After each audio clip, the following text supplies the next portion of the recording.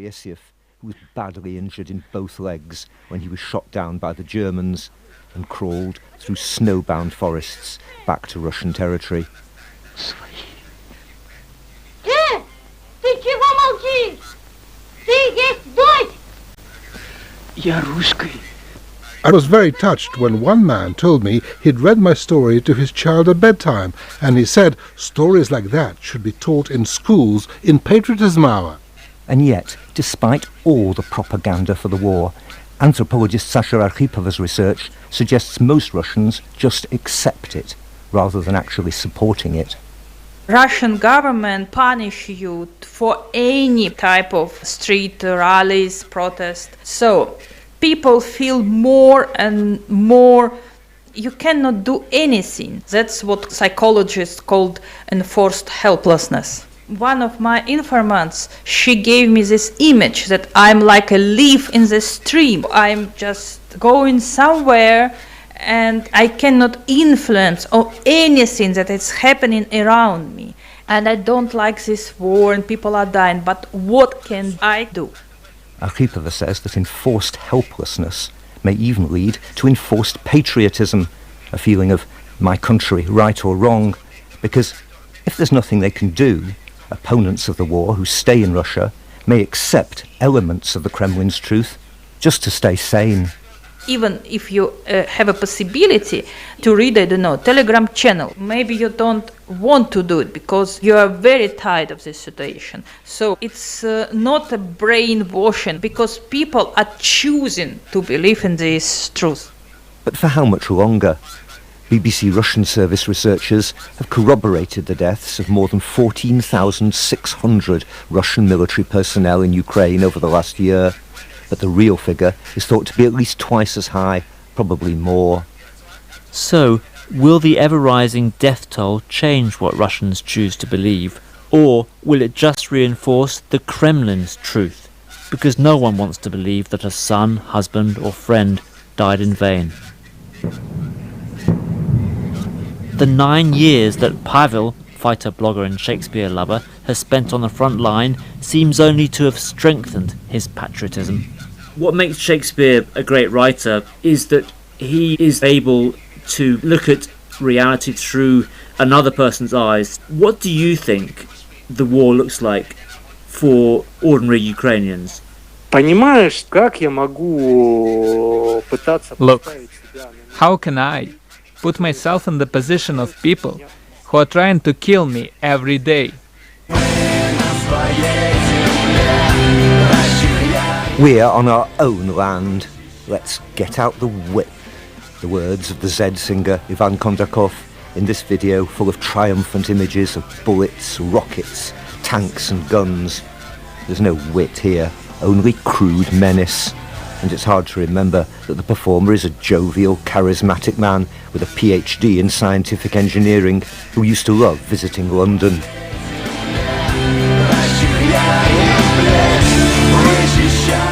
Now, the ugly language of songs like this is gradually filling more and more public space in Russia, part of a tide of aggression and hatred that citizens can't insulate themselves from. But what will Ivan and other turbo-patriots do if the war eventually ends badly for Russia? Even Putin's go-to reporter, Alexander Kots, is worried about that. Defeat will really shake the trust of those most loyal to the state. I don't even want to think about it, because it won't be like the uprising in Ukraine in 2014. It will be far bloodier. A coup or uprising by the nationalist right? It's no longer inconceivable. As Ivan Kondakov sings, this is the time of Z. And whatever happens in this war, the stories that have built Russia's parallel world may have changed the country forever. Thanks for listening. Assignment was produced and presented by me, Tim Hewell, and Nick Sturdy. This is the BBC World Service with No Place Like Nam. On the 29th of March 1973, all American forces will be withdrawn from South Vietnam. 50 years later, a small group of US veterans have returned to live there permanently. We'll be finding out why. No place like Nam. Saturday at 12 GMT.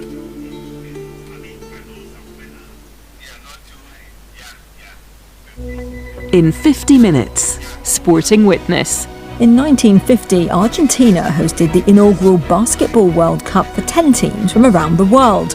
Argentina beat the USA 64-50 in the final in Buenos Aires on the 3rd of November. The Forum is next. This is the BBC World Service, the world's radio station.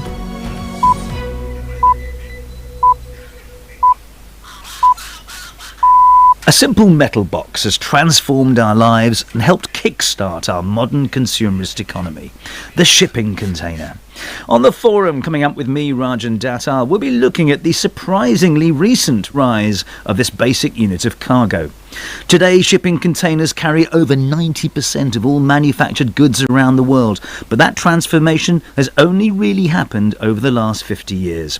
With my expert guests, we'll be unpacking what trade was like before the shipping container became standardised. Now, there's a manufacturing chain involving suppliers in several countries, often geographically far apart. We'll find out why it was such a struggle to bring in standardised containers, but that once that standard was agreed, how it paved the way for our globalised world. But unsurprisingly, this has come at a cost to our environment, and we will examine future greener methods of fuelling today's gargantuan ships. So that's the box that changed the world after the news. BBC News. Hello, this is Jerry Smith. On the final day of campaigning in Nigeria ahead of Saturday's elections, several countries have called on all parties to take a firm stand against violence and hate speech by their supporters. The candidates from the two main parties are facing a strong challenge from Peter Obi, who has a lot of support from young voters. Our correspondent in Lagos, Mayeni Jones, says voters are concerned about several key issues. Politics is the furthest thing from a lot of Nigerians' minds at the moment.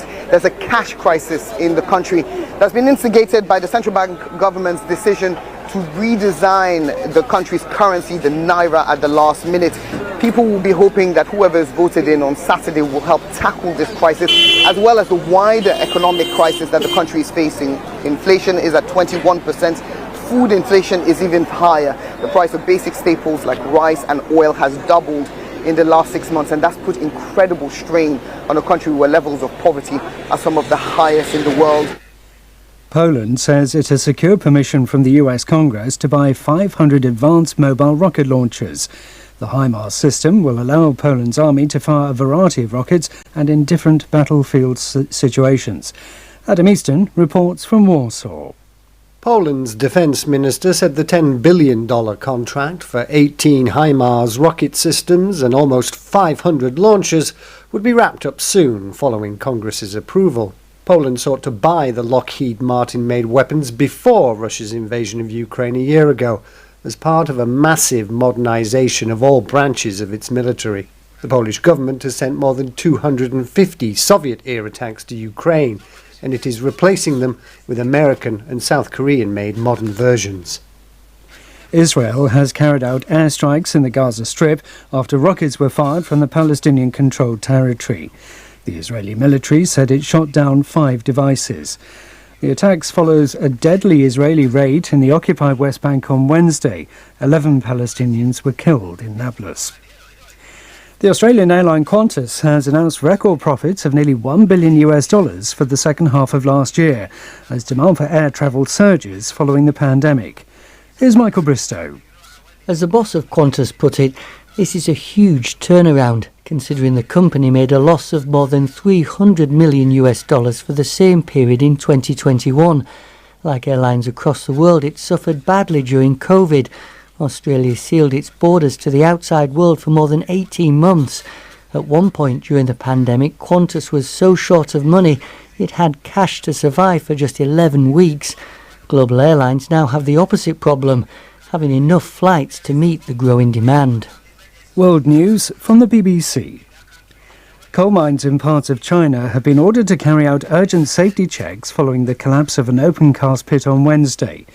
Hundreds of rescue workers in the region of Inner Mongolia have been attempting to reach more than 50 miners who remain trapped.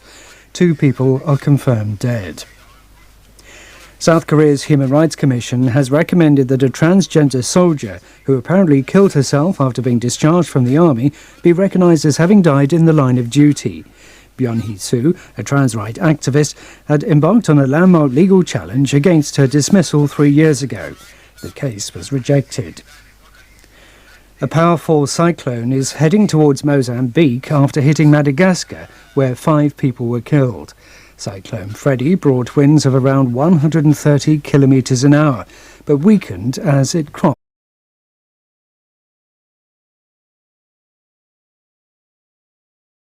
From each region.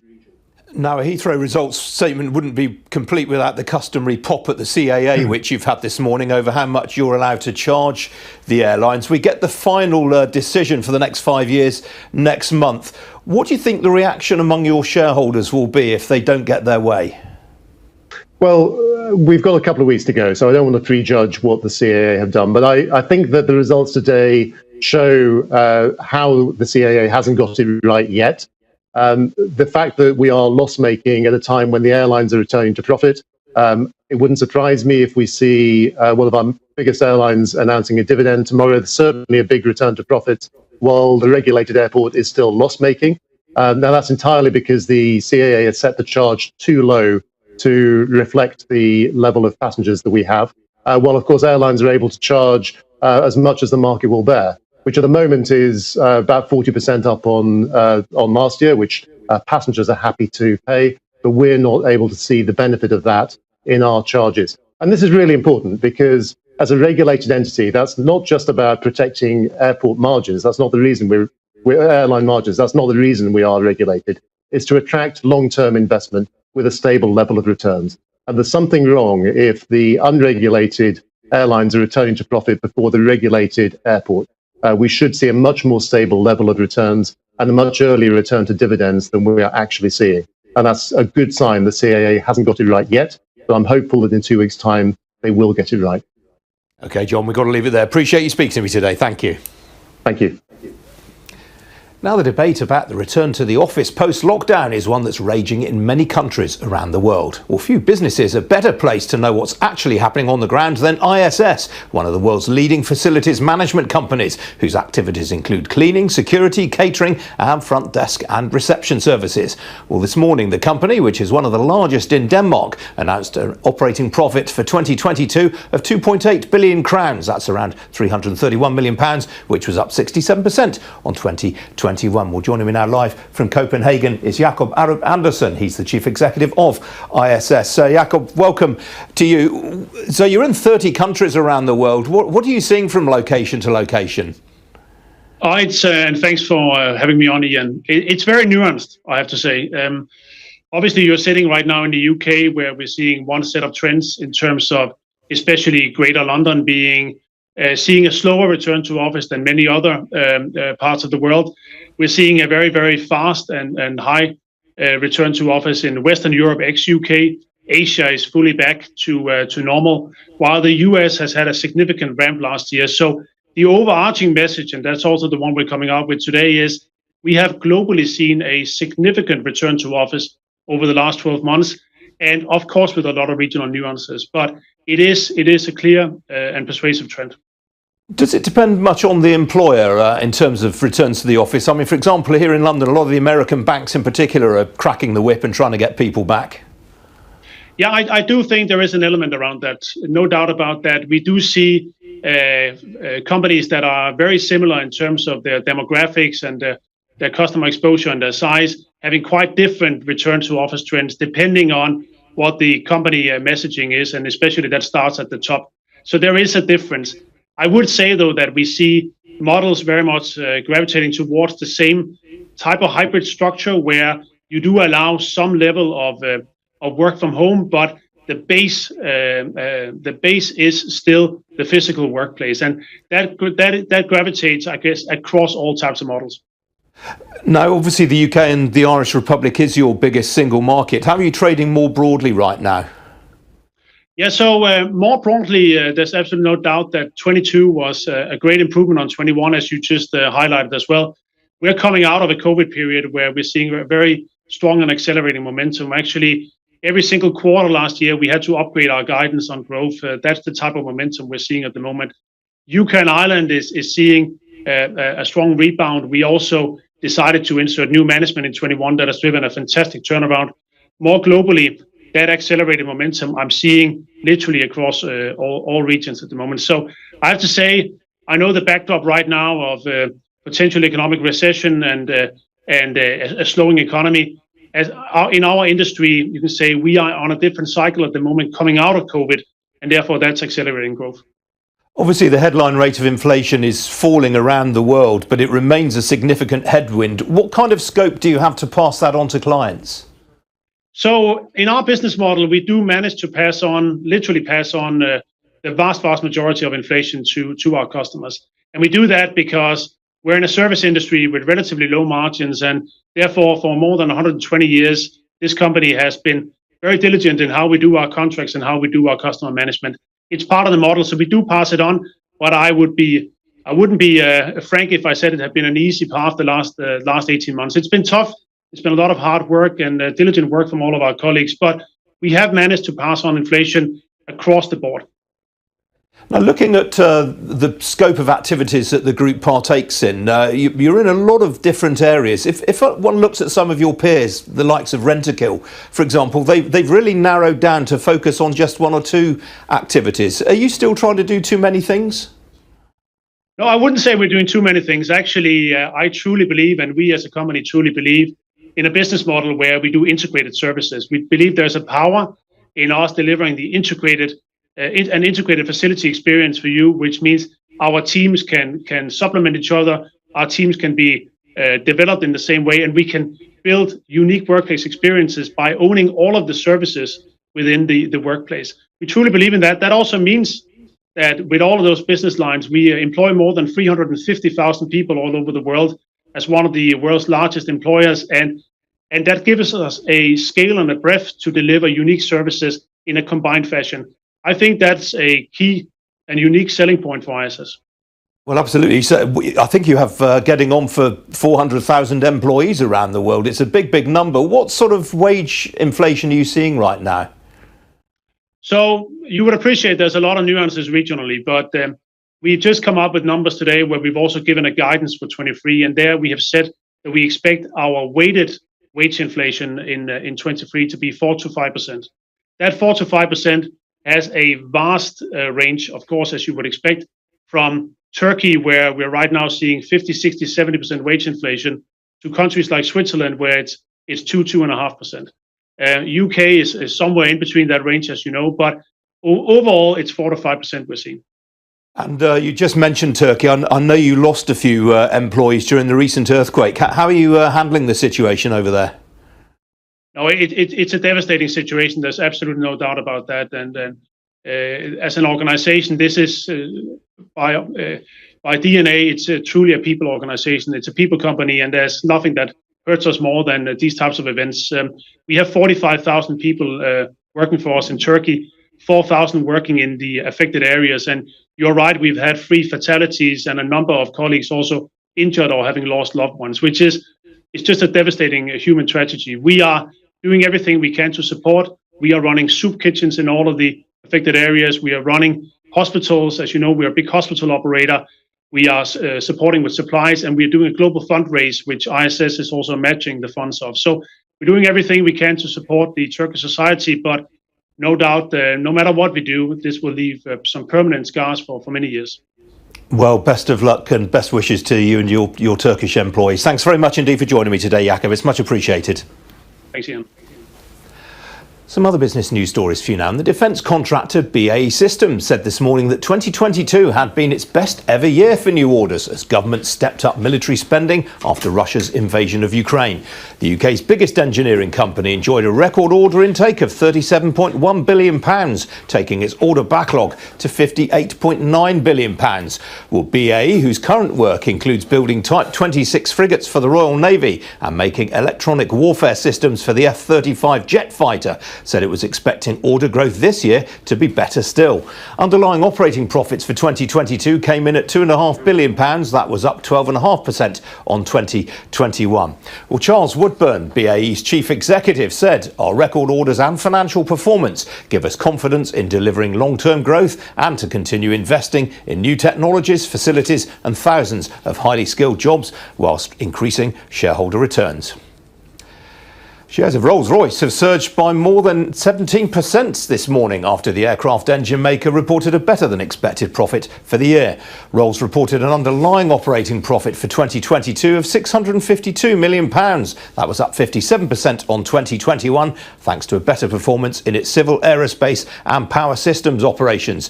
Tufan Ergin-Bilik, the new chief executive, said that Rolls had benefited from a 35% increase in flying hours for its engines and highlighted new large engine orders were received from Malaysia Aviation Group, North Atlantic Airways and Qantas. He said that Rolls was assuming large engine flying hours this year would come in at around 80 to 90% of the 2019 level. And the world's biggest advertising and marketing services company today predicted further growth in 2023 on the back of China's reopening. WPP said it expected global advertising spend to grow by 5.9% this year, slightly down on the 6.5% seen in 2022, with spending on TV advertising recovering to pre-pandemic levels. Well, the company, whose clients include Tesco, Mars, Wrigley, Nationwide and Sony PlayStation, reported a full-year pre-tax profit of £1.6 billion. That was up 17% on 2021. Now, the food and drink industry has in recent years seen a vast number of startups being formed to challenge established brands.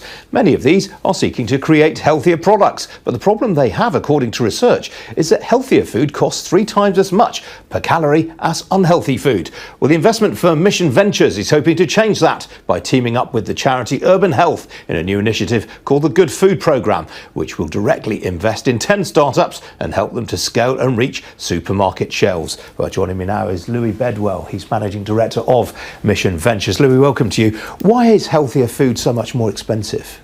I think we've all been there. You walk into a supermarket and we're bombarded with these less healthy options, these products.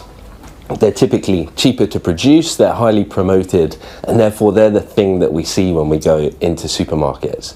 Companies, they're just playing within the rules of the industry. They're looking to make a profit and build a business in the best way that they can. And it's typically these cheaper products that consumers love. So which are the food categories where there is most lack of healthier and affordable options? Our report that we published showed that low-income families are spending up to £250 million a year more on these less healthy options. We looked at 10 categories that included things like ready meals, gummy sweets, things like chicken nuggets, and it's these products which represent about $4 billion in retail sales that consumers are spending more money on. Now, you've backed 13 startups to date, including a very nice chocolate spread, which I had a taste of. How have they all been going? They're doing really well. They're trading with some of the multiple retailers. The chocolate spread that you talked about is available in those big retailers, and we've been able to prove through our programs that consumers love these products, and actually they're switching from the less healthy competitors in the market to buy these more healthy challenger brands. But as you say, it's getting them on the supermarket shelves that's all important. I mean, that is a huge obstacle to overcome. Incredibly difficult, but we found through our program that you can create these products that consumers love, that are accessible by price and brand, and with this really targeted investment, but also business support. And we really pride ourselves on this hands-on support that we give to brands that helps them shortcut some of these aspects within the industry. But at the end of the day, a startup is not going to be able to pay a supermarket for space on its shelves in the way that a Heinz or a Nestle or a Kellogg's can. And that's really the two big calls to action from our report, is that we want the industry to come with us, to collaborate and to really support these innovations. Great Britain's a nation of entrepreneurs, and we can really support their growth. So that's the big call to action, but also for investors to back these brands, to help them scale and grow these innovations, but also for regulation to follow, and for policy and intervention to create an environment that helps these brands to thrive. Obviously, small artisanal brands are having a bit of a moment, but it is really among the sort of upper middle class kind of clientele, is it? Is there a marketing challenge here in terms of getting these products in front of a mass market and a poorer demographic as well? we found that all consumers, they love products that taste great, are convenient and fulfill a consumer need. It does something for them. And if we build brands in a way that really meets those conditions, then they've got the ability to scale to all consumers. Is the government doing enough to encourage innovation in this space, do you feel? I think possibly more can be done. Certainly the big thing that we want to call on is for the, it's called HFSS regulation, the government junk food ban, to really come forward and level the playing field and allow these brands to grow and have a place on shelf. All right, well, it's a fascinating story, Louis. I do hope you come back and talk to us again about it. Thank you. Just got a bit of breaking news to bring you. The Northern Ireland Secretary Chris Heaton-Harris has just given a response to the shooting of DCI John Caldwell, a senior Northern Ireland police officer. Here's what he's had to say. It was a cowardly and callous attack that happened last night. A very senior and well-known local police officer is now in a critical condition in hospital. Now, thoughts are with him and his family. And everybody in the policing community and actually the community of Omagh is completely shocked by this, because society has moved on in Northern Ireland. There is no place for violence like this. Are you concerned about the safety of PSNI officers in light of this event? Well, I'm always concerned about safety of PSNI officers, but they are completely professional. And in all my experiences with them, they know exactly what they're doing and actually are policing the communities of Northern Ireland really effectively and very, very well. But this is a really significant event. It's a very serious event, and it's difficult to underline how cowardly these people are. Will you be going to Northern Ireland to show your support? Eventually, yes. I've got a couple of bits that I need to do here, but I will be in Northern Ireland very shortly. Now, I think your plan is to go to Brussels today, is it? Can you tell us why is there no agreement yet in the negotiations on the protocol? I'm afraid I'm not going to talk about the protocol. This interview, and rightly so, is about what's gone on last night, a very serious attack on a police officer, and that's what I want to concentrate on. But the protocol is an issue of huge importance to people in the UK and Northern Ireland. Those talks have been ongoing, and the expectation was the deal would be this week. Is there a reason why there hasn't been one? I'm not going to comment on that at this point in time. I'm sorry. Are you going to Brussels today? I will be going to Brussels today as well. And is there a reason why you don't want to comment on this time? Because I want to concentrate on the seriousness of this event that's just taken place. Place on record my respect for the police officer and the work that he's done. Hope that he recovers from his injuries. Say that my thoughts are with his family and with him, and wish all police officers in Northern Ireland all the luck in the world in making sure they catch the people that perpetrated this crime. Thank you very much. More on that story throughout the morning here, of course, on Sky News. But still to come here on Ian King Live, we're going to have a look at how global markets are doing this Thursday morning. Stay with us.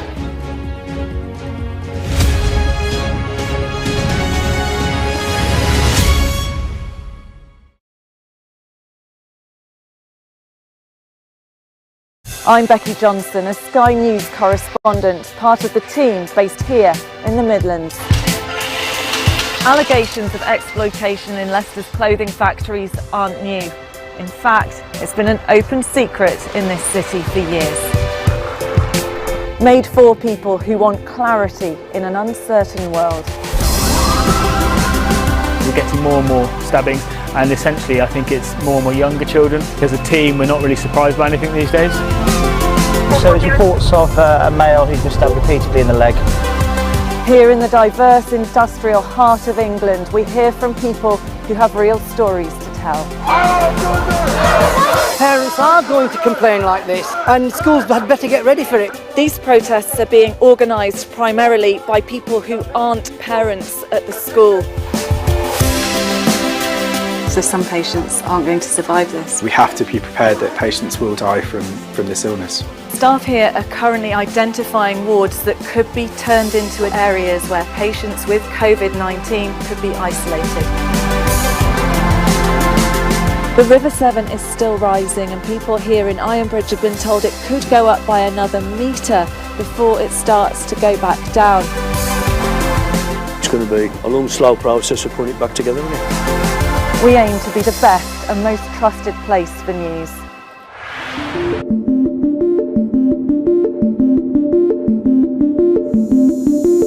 Empowerment is always key to development. Doing Good Outreach under the auspices of His Royal Highness Osi Ejatekbo VII presents Avatime Youth Empowerment Outreach 2023 with the theme Run to Jesus, Your Only Savior, Acts 10 verse 38. Date is Saturday the 26th of March to Saturday, April 1st, 2023. Below are the dates and venues. 27th March, Avatime Vanle Community Center. 28th March, Avatime Amechokwe Market Square. 29th is Avatime Jokwepeme Primary School Compound. 30th March, Avatime Biakpa Community Center. 31st March, Avatime Bajame Community Center. Then April 1st is Avatime Fume and Jokwe Community Center. The time is 6:30 p.m. every day. Speakers: Reverend Michael K.M. Asiama. We have redemption. We have been redeemed from the iniquities of the past. So you don't need to beg us anymore. Oh, indeed, the Son of the living God. Reverend Samuel Avagame and Reverend Prince Mauli Ajay, kindly consider with a generous heart donating to this noble cause financially, materially, or with your time and presence. Note, there will be free health screening during the day for all. Contact us on WhatsApp 0044 7851 205 626 or on mobile 054 959 1452 054 959 1452 or email us at admin@powerwordint.co.uk. The dollar. Meanwhile, the oil price, after reverses in 4 out of the last 5 sessions, it's staged a little bit of a recovery this morning. As you can see, a barrel of Brent crude will currently set you back $80.96 a barrel. That's up just shy of 0.5%. Well, joining me now to go through all of that is Anna Stuplitska. She's the global macroeconomist at Fidelity International. Anna, welcome to you. I mean, the big story this week, I guess, has been this sort of rethink of the Federal Reserve's approach to interest rates. It's really cast a bit of a cloud on Wall Street, hasn't it? Yes, that's right. Last night we got the minutes from the meeting that we had earlier this month. There's still clear determination on behalf of the Fed to continue hiking rates. Markets diverged from the Fed's view for some time, and now they have repriced. So interest rate expectations are in line with what the Fed is signaling. And so now the focus on how long rates will stay in the restrictive territory. So for sure, the markets are now starting to believe the Fed that they will remain hawkish and they will keep hiking for the time being. Interesting, though, is, over the last week, we've spoken to the CEOs of both Lloyds and NatWest on this programme. They both think that interest rates in this country have peaked at 4%. In the Eurozone, it's a kind of a similar story. There is a bit of a dichotomy now between the US and Europe. Well, I think the central bankers from the key 3 banks, BOE, ECB, and the Fed, they're all hawkish, given where inflation is and given the stickiness of inflation. I think the BOE will have to hike more. Again, given that we haven't seen much progress on inflation going down, even though there is some tightening in the economy already, it's affecting the housing market, and you can see that more visibly in the UK than in Europe or the US. Although it's worth pointing out, in both the UK and the Eurozone, the latest Purchasing Managers Index survey figures have been surprising to the upside, really. Well, I think that's what the markets are really struggling to digest. We have better data now that the worst fears that we had through the winter are out of the way. But the focus is shifting now on when this tightening that's already in the system will show up in the real economy. But the sentiment is better and the outlook is better. And even the IMF and some other institutions are revising their outlook up. However, we still think that there is a lot of policy tightening in the economy, even if the transmission mechanism is a bit lagged, we will see growth damage later in the year. What's been very interesting to me is that obviously we're in the thick of earnings season right now. A lot of companies updating the market on their results. The outlook statements, by and large, are quite positive. I mean, they're all caveating that with a lot of strong words about inflation, but it suggests that the economy in Europe, in particular, is a lot more resilient than people thought. It's true, and I think that's what is puzzling companies and central bankers and economists. And I think that is partly to do with those successes created during COVID, and they're still there. They're still in the system, and you can see that in terms of consumer demand. We talked a lot about excess savings created during COVID, and I think this is still what's driving that resilience. It cannot last forever, and those dislocations are unwinding, are fading, and at some point we will see that growth damage. But again, it seems that the timeline is shifting out. I wonder to what extent, Anna, you think that this somewhat sunnier outlook has been driven by China's rather unexpected reopening? Yeah, it's partly driven by that, certainly. And we do think that Europe, for example, can also partly benefit from that reopening. We don't think that the template for China reopening is going to be the same as we saw in the West. It's unlikely that the bounce is going to be so rapid and so large. But nevertheless, they're starting from very low levels in terms of consumption. If we look at China consumption, it actually remains well below pre-COVID trends. So there's still a lot of catch-up to do. And this is partly why the outlook has been more positive for European companies exposed to China and also for the region overall. All right, Anna, we have to leave it there. Good to see you this morning. Thank you. I'm afraid we're going to break into the business news now. We're going live now to Manchester. The Labour leader Sir Keir Starmer is setting out what the party describes as his 5 missions for a better Britain. We'll get to that club. Nigeria, Kenya, Uganda and Tanzania. And the best part is, SendWave is absolutely commission-free. Our exchange rates are excellent. You can see for yourself by checking them out on our website. So how do you use SendWave? SendWave is an app that you can download onto your phone from the App Store or Google Play Store. The app is free to download. After downloading it, just open the app and enter your name, email and phone number. That's it. You're good to go. Make sure you use the promo code SR. S for Star, R for Radio. This promo code will give you £5 free credit to send to Africa on your first transaction. Your money will be delivered to your recipient within seconds. Feel free to call me on 0749 7377 647 at any time. I'll be happy to tell you all about SendWave and help you in any way I can. Remember to use the promo code SR for £5 free credit.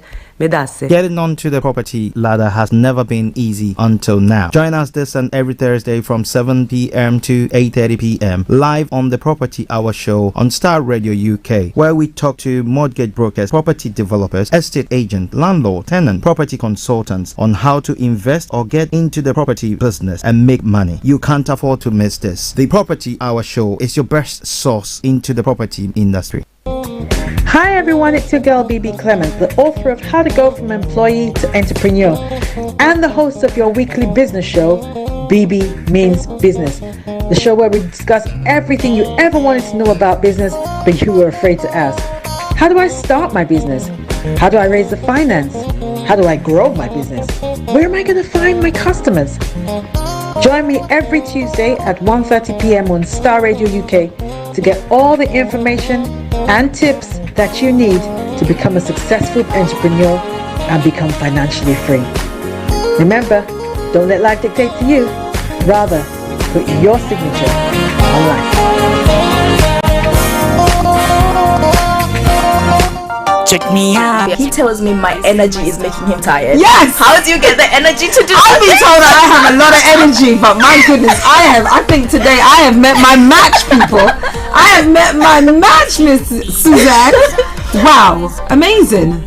One of the things that's the start of the darkness. The whole of darkness. So what did that? Myself and the world will adjust. And 2019. Forget the proverbial boardroom. Join me, Simone Frazier, on The CEO, the program that gives you the driving seat over your life. Every Tuesday, 8 p.m. only on Starr Radio.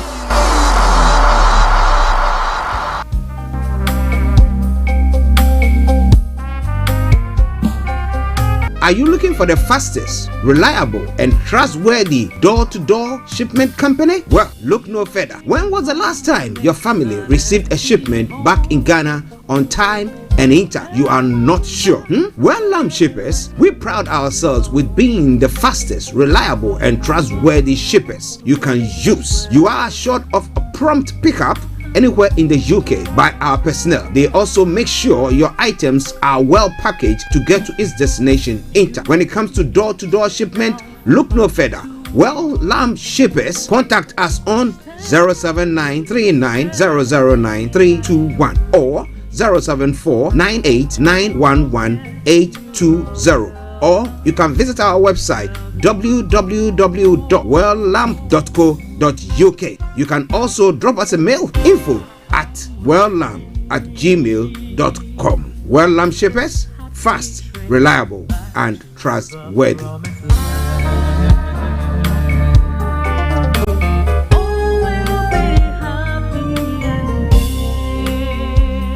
Tune in to On Point here on Star Radio UK with Empress Regina every Monday at 5 p.m. GMT.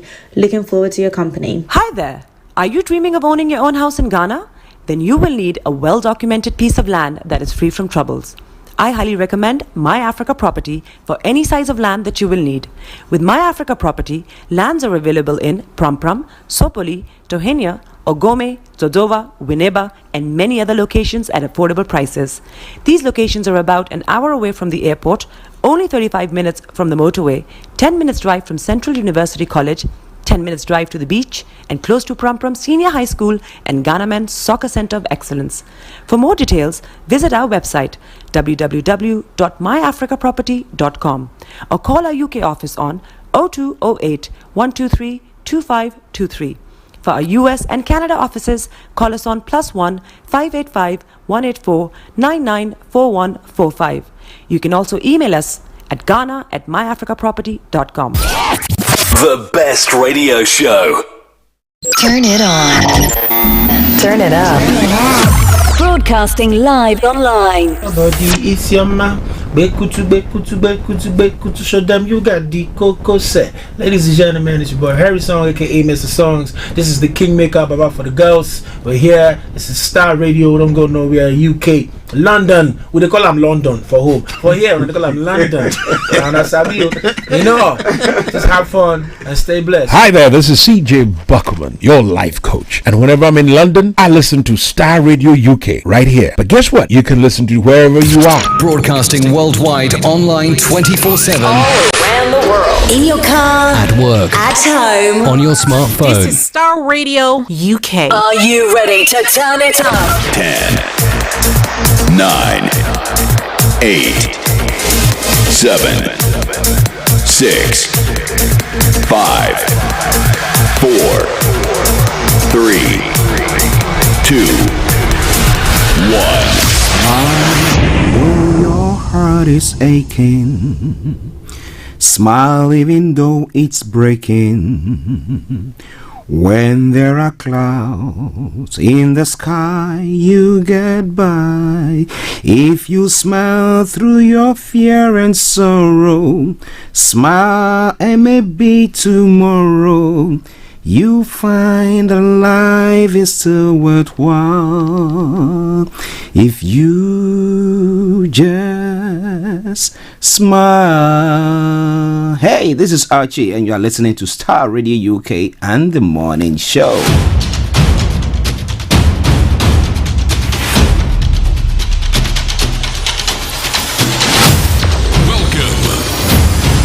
This is Star Radio. This is UK. Star Radio UK. This is Star Radio UK. Welcome.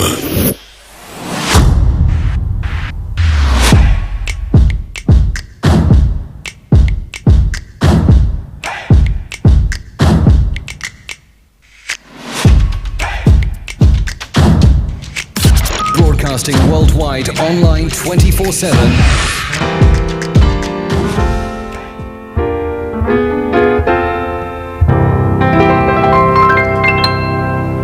Precious Lord, take my This is Starr Radio UK. In your car, at work, at home, on your smartphone. Let me stand. You are listening to Starr Radio Morning Show. I'm tired. I am weak. I'm low.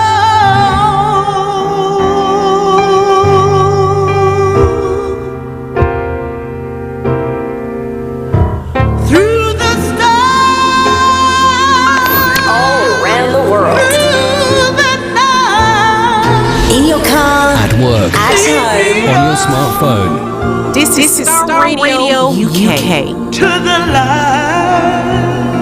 Enlighten your day with Starr Radio. My hand.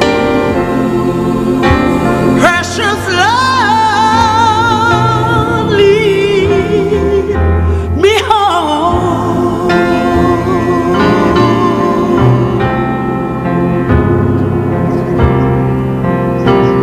When my wings grows dim, precious Lord, linger near. When my Okay, let me say massive good morning, good afternoon, good evening, good dawn to you wherever you might be on planet Earth and those of you on other planets as well. I salute each and every one of you. And like the singer is saying this morning, Mika Parry says, precious Lord, hold my hands. precious Lord. Because even it's been a time where Africans, especially developing countries, we need God to hold our head. This is the time, you know. Because you ask yourself, the leadership that we got, are they actually representing us or they representing their own selfish interests? But whatever it is, you and I have the opportunity, and as I say, as we have opportunity to live life, we live it to the fullest. I am weak. And I thank God, as we say here on this platform, Nigeria has not happened to any one of you this morning, and we are here once again together to share and look at what is happening. So on that note, once again, I say a massive welcome to the program. Welcome. Through the night. But let me say good morning to my team this morning. I'm Mr. Olayomi, Koiki, and my able producer, Mr. Francis Guy. Good morning to you. And to our presenters on Starr Radio, you can salute each and every one of you. My brother Felix all the way in Aberdeen, good morning. Kojo D, good morning. As many of you who are listening to us in Nigeria and other parts of the world, Anthony Adedeji in the US, Aziz, good morning to you. Bishop Adeshina, salute you. Pastor Momo, good morning. Mr. Ebenezer Hammond, Chantel, good morning to you all in Cape Town as well. Grows dim. Olakunle, good morning to you. Now, if I've not mentioned your name, let me say it this way. All protocol observed. And once again, welcome to the Thursday edition of the morning show. Today is the 23rd day of February, the year 2023. With the time now exactly at 10:43. Now, if it is your first time of tuning in to listen to us or watch us or view us on the morning show on a Thursday morning, this is how it goes. Hear my cry. I'm going to bring you the quote for the day. The weather forecast will follow suit. Then the travel update as well will follow. Then we'll move on from there to have a look at some of the stories making the rounds across the globe, known as Global Trotting. We continue from there, and then exactly at 11 o'clock, I'll take you to Nigeria, but through our North London studios, where Mr. Olayomi Koiki will be joining us to bring you updates from Nigeria. Take my hand. Let me say good morning to Razak Kende. Good morning to you, sir. Then after that, we continue to look at some of the other stories making the rounds. At 12 o'clock, the lines are open for you to add your voice to the discussions. The program continues from then until 12:30 when the curtains are brought down for the end of the program. So in a gist, that's what we're going to be doing today. Now, just in case you don't know who is presenting or who is speaking this morning or who has been on air, then let me put it this way. I am your one and only. This is the morning show with Archie. Through the night. So once again, welcome. Share the broadcast with your friends and loved ones. Invite them to like our pages. We are transmitting on our own apps and on all the social media platforms. So just go there, type in Starr Radio UK, and you get us up right in there. Okie dokie do. Let's crack on. The quote for today says, "Focus on others and be open to different perspectives." Focus on others and be open to different perspectives. Don't be me like an African politician. Alright then, let's crack on. Grow strength, precious Lord. Now what has the weather got in store for us today? For London and the southeast of England, this is how the weather is going to be for you today. It's a bit cooler than it's been of late, but hey, this is how it's going to be. I know we are in here and we enjoy it, don't we? Now it will remain rather cloudy and damp into the early afternoon, but rain should clear away through the afternoon. Cloud will also start to clear away into the evening. Tonight we'll see any remaining cloud move off to the east now early on, now leaving clear skies. However, cloud cover will increase from the north towards dawn. Temperature is going to be 8 degrees, the lowest is going to be -1. UV level low, pollution low, sunset 17:30, and sunrise for tomorrow morning 06:59 hours. That brings us to the end of the weather forecast. Precious Lord. It is Starr Radio UK. Let's take a quick commercial break and I'll bring you the travel update. Stay tuned and don't you go away. Getting onto the property ladder has never been easy until now. Join us this and every Thursday from 7 p.m. to 8:30 p.m. live on the Property Hour Show on Starr Radio UK, where we talk to mortgage brokers, property developers, estate agents, landlord, tenant, property consultants on how to invest or get into the property business and make money. You can't afford to miss this. The Property Hour Show is your best source into the property industry.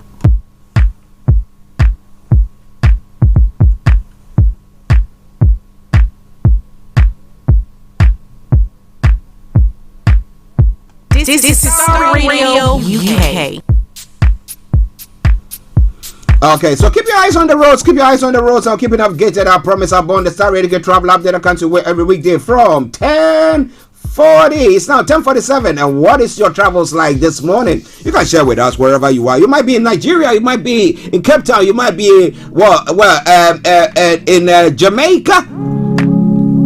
Just for free, share with us because we got worldwide listenership and it will benefit somebody, right? Okay, as we say, we live in a global community. All right, then. So now let's move on to what is happening on your travel this morning. For those of you in the UK, especially here in London, well, the DLR has no service between Bank Tower Gateway and West Ferry due to a signal failure at Shadwell. Good service on the rest of the line, though. And on the underground this morning, we got our Elizabeth line that's got minor delays, Jubilee line minor delays, Metropolitan line severe delays. That aside, all the other underground lines have got good service. London Overground good service and London Tramlink good service there as well. But keep your eyes on the roads, keep your eyes on the roads as you keep it navigated, I promise our bond. Now moving on straight to the major roads in London. A10, A2, A4, Blackwall Tunnel, Central London Red Route, South Circular A205 have all got closures. However, A40 has got serious delays. So if you can avoid it, do your best to do so. But continue to keep your eyes on the roads as we keep on helping you to navigate your way through the day. Now, moving on straight to the river bars. On the river bar this morning, the Woolwich area has got planned closures. That aside, all the others have got good service. Now, on the London cable car as well, good service throughout. Now, moving on straight to the final segment of the travel updates. And that's the National Rail.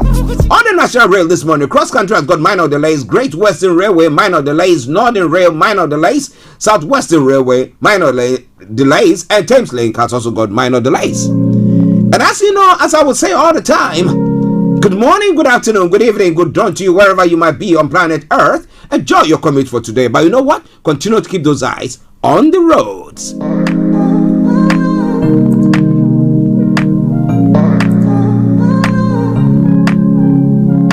Empowerment is always key to development. doing good outreach under the auspices of His Royal Highness Osi Ejatekbo VII presents Avatime Youth Empowerment Outreach 2023 with the theme Run to Jesus, Your Only Savior, Acts 10 verse 38. Date is Saturday the 26th of March to Saturday April 1st, 2023. Below are the dates and venues. 27th March, Avatime Vanle Community Center. 28th March, Avatime Amejokwe Market Square. 29th is Avatime Jokwepeme Primary School Compound. 30th March, Avatime Biakpa Community Center. 31st March, Avatime Bajame Community Center. Then April 1st is Avatime Fume and Jokwe Community Center. The time is 6:30 p.m. every day. Speakers: Reverend Michael K.M. Isiama. We have redemption. We have been redeemed from the iniquities of the past. So you don't need to beg us anymore.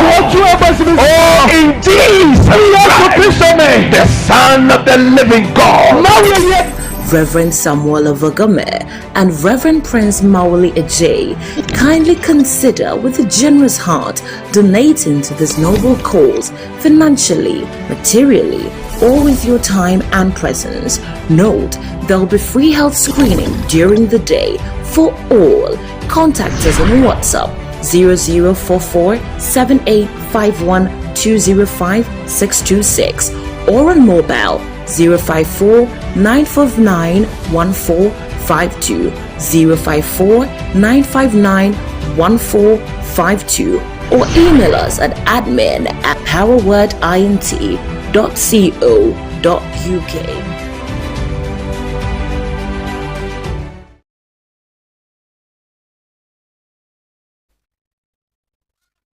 Welcome back to the program. It is Starr Radio UK. It is your favorite African and Caribbean radio station in London. Okay, Razak, Olayomi Koiki will be joining us during the course of the program. He is doing well as well. Omobulaji Abdullahi, good morning. He says, good morning, Mr. Archie, and good morning, Mr. Koiki. God bless you. God bless you, sir. God bless you too. And every one of you who have tuned in today to listen to us. Well, how many days more for the elections in Nigeria? It's supposed to be the 25th. So it's supposed to be the 25th. Ideally, we're going to say 2 days on, but it's going to be one day plus some hours, some minutes, and some seconds ticking down. But what do you think? Is the election still going to be holding? Well. More going to be coming your way once we have Mr. Olayomi Koiki on. He'll be telling us a bit about what was discussed yesterday on the Niger Voices as well. Yes, it's a program that comes away every Wednesday from 18 hours British time, okay? So it's either GMT or BST, whichever it is. But if you are in Nigeria this time, because you are ahead of us, it's GMT +1 every Wednesday, 18 hours. All right then. So now let's move on straight to some of the stories making the rounds today. An officer has been shot in Oman. Is a high-profile Detective Chief Inspector John Caldwell was shot multiple times by two gunmen after coaching young people football in Northern Ireland. It was a sad situation that happened last night. And in Ukraine braced for attacks on eve of war anniversary. And Sweden open to sending Ukraine Leopard tanks. Defense Minister is saying Ukraine war could last another year. UK Defense Secretary is saying Putin promises more arms in Defender of Fatherland speech. Well, it's a Defender of Fatherland. Yesterday they were having some nice party time. And let me say good morning to Tosino, our special envoy in Moscow. Tosino, I hope you are doing very, very well. Keir Starmer unveils Labour's 5 mission for the UK, and medical staffing at Brixton crash too low. Claims the number of medical staff working at the O2 Academy Brixton did not match industry recommendation. Well, they're trying to say that that's one of the reasons why people lost their lives there. More are going to be coming your way. Prince Scotland Chief Constable to retire in summer. Okay. Scotland Chief Constable is to retire in summer. It's one of the stories making the rounds there. But when it comes to Nigeria, 2023 presidency, Peter Obi gets powerful endorsement 2 days to election. And who are the ones who have or have endorsed him. I'll be bringing you more on that. I'm not aware he has any health challenges. APC chair speaks about presidency by proxy. He's saying that he's not aware that Tinubu has any health challenges. And IGP orders restriction of movement nationwide on election day. We did talk about that yesterday on the updates from Nigeria as well, and we were saying that people have to make sure they get themselves food, water, and all sorts before the election day. So just in case you're not able to go out, or you will not be found wanted, at least for the next few days you will be able to take good care of yourself. How major presidential candidate parties violate peace accord? Well, they signed a peace accord in Nigeria towards the election, but as to whether that is going to work or not, because looking at how even the pre-election campaigns were going on, and the fact that people have been maimed, that people have yesterday we were looking at the story where somebody from the Labour Party, one of the stewards on the Labour Party, had his hands, his wrists slashed, or his hand cuts off. But when they went to Lagos for a rally, and you look at the atrocity that is happening, I don't know. Now, rise above frustration of naira scarcity, vote APC. Akeredolu is saying, well, interesting. Now, people are hungry. People are looking at how to, live. And he say, you know what? Forget about that. Just come and vote for us. And vote for us and what? Are you going to put money in my pocket? Are you going to give me food to eat today? Are you going to give me money or food to give to my children this time that they need some food to eat? While people are queuing, INEC didn't remove me as PDP candidate for Abo Ngo Okpala seat, says Agulana. Bring you more on that front from Starr Radio UK when we have Mr. Olayomi Koiki on, so don't touch the dial. Still on the election, Peter Obi of Nigeria and Nnamdi Kanu of Biafra by Yushawu Shuaib. I will try to bring you more on that. Please see a joint statement from the diplomatic mission in Nigeria of the United States, Australia, Japan, Norway, Canada, and the UK ahead of the Nigerian general elections on the 25th of February. And I did tell you the other earlier on that, you know what, get yourself some food. Let's do our best. Somebody will tell you that the situation is we don't have even the means. The money is not there because we don't have the naira, the new naira note to go and buy food for ourselves. So how are people even going to buy before that time? Pre and post elections.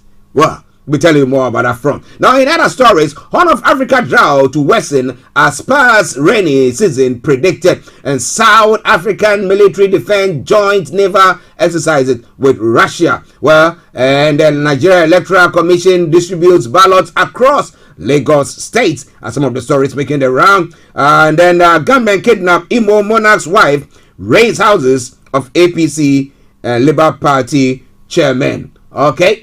We'll be bringing you more on that front. Now, when you move on to Ghana as well, Reverend Anthony Kwejo Boachi of Resurrection Power New Generation Church is dead. Okay, a sad story making the rounds there. And Ghana is seeking to suspend 8.5 billion US dollars interest payments. Are they able to do so?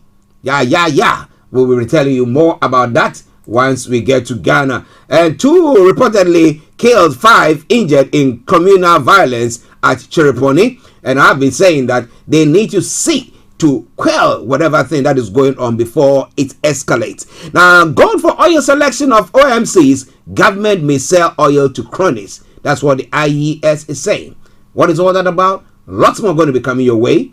It is already okay. And one other story, minority remain government of causes of coup against Nkrumah, Buzia.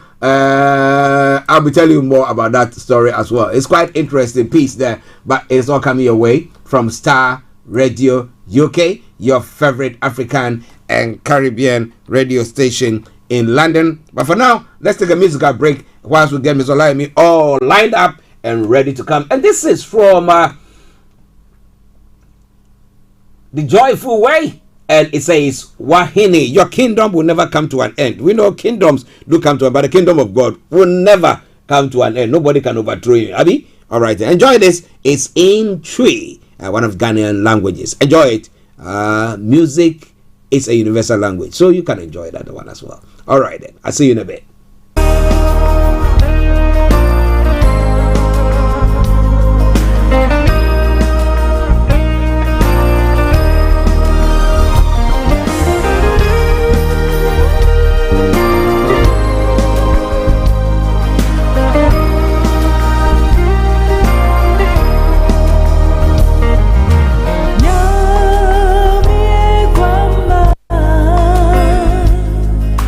Oye, que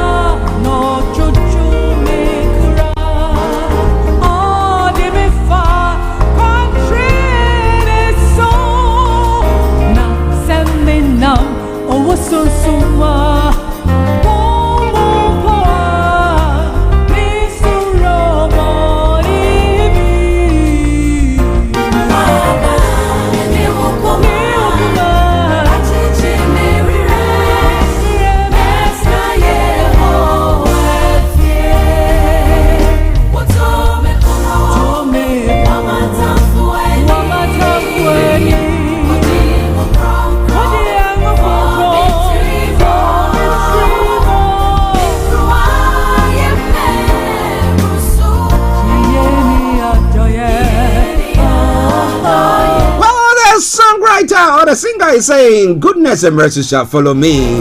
So wherever you are listening to us this morning from, whether it be Niger, whether it be Ghana, South Africa, Russia, even Ukraine, where they are facing barrage of attacks there, may the goodness of God follow you and the mercies of God. Something from the Joyful Way, one of their oldest. It's a Golden Jubilee anthology. But this one coming your way from Starr Radio UK, your favorite African and Caribbean radio station in London.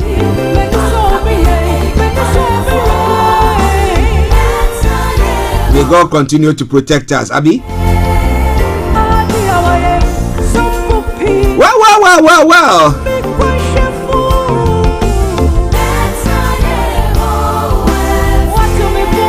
Okay. Looks like Yomi says that he cannot hear me. I don't know. Yomi, can you hear me now? He can still not hear me. Okay. Let's take a quick commercial break and I'll be with you. Just take a quick commercial break and I'll be with you. Stay tuned and don't touch the dial. Hi guys, this is your friend Uruj from SendWave. SendWave is a money transfer app that is used by people all over the world to send money to their loved ones in Africa. With SendWave, you can send money to Ghana, Nigeria, Kenya, Uganda, and Tanzania. And the best part is, SendWave is absolutely commission free. Our exchange rates are excellent. You can see for yourself by checking them out on our website. So how do you use SendWave? SendWave is an app that you can download onto your phone from the App Store or Google Play Store. The app is free to download. After downloading it, just open the app and enter your name, email, and phone number. That's it. You're good to go. Make sure you use the promo code SR. S for Star, R for Radio. This promo code will give you £5 free credit to send to Africa on your first transaction. Your money will be delivered to your recipient within seconds. Feel free to call me on 0749 7377 647 at any time. I'll be happy to tell you all about SendWave and help you in any way I can. Remember to use the promo code SR for £5 free credit. Medasse. Okay, let's see whether Yomi can hear me now. Yomi, can you hear me? Oh, wow. Okay. Just bear with me. Let's see. I think we're having a problem with Yomi's line. Let's see what is happening there. I'm trying to get through to him. Let's see what is happening there. But well, let me call it a day, and it's now what? With the time now, call it 11 o'clock. So Nigeria is 12 o'clock. So let's say a day and 12 hours. Let me call it that way. More for the elections. But let's see whether Yomi, can you hear me? I'm not sure if you can hear me, but I can hear you back here. I can hear you. I can hear you. So let's check maybe from my end. Yeah, I can hear you loud and clear.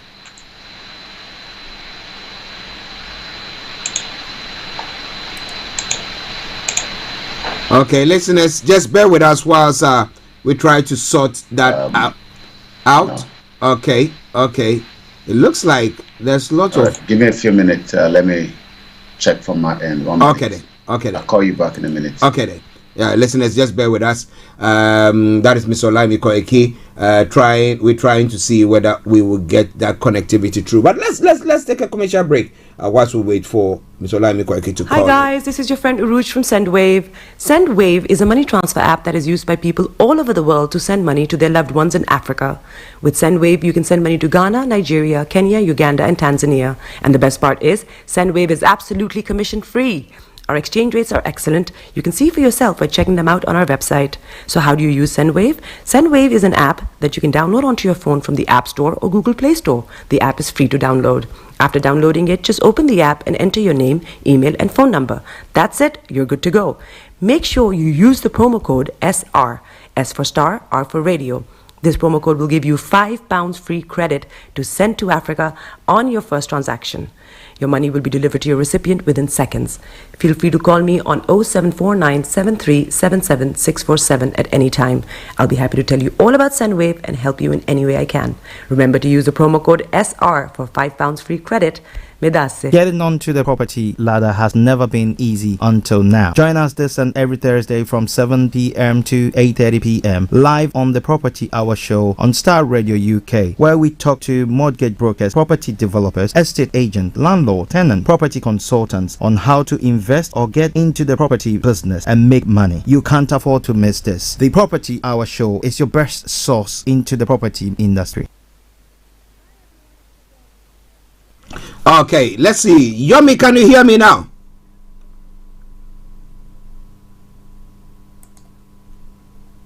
Okay, I don't know whether he can hear me, but let's see. Yomi, can you hear me? So, Mr. Archie, I don't know if you can hear me. I can hear you. But I can hear you at all. You can't hear me at all. Okay, let's see. I can hear you. Can you hear me? No. Okay, let's take a musical break. We take a musical break and let's just give us a couple of minutes and let's sort it out, because these are important times that we need to bring you that if it doesn't happen, then we have to do a plan B there. So stay tuned and don't go away. Let's take a musical break. Let's take a musical break. Can you hear me now? Yami, could you hear me? Okay. Interesting. No, I can't hear you. All right then.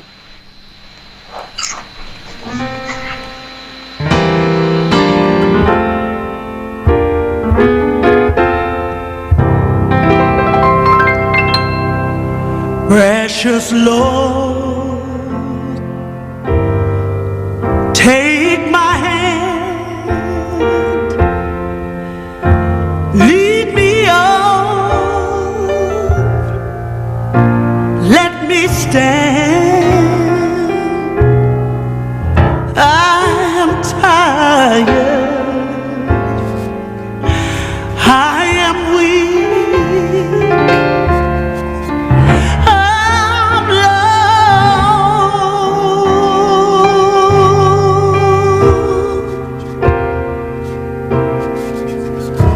Through the storm, Nothing seems to be coming back, so I'm not sure. lead me on to the light. Take my hand, precious Lord, lead me home.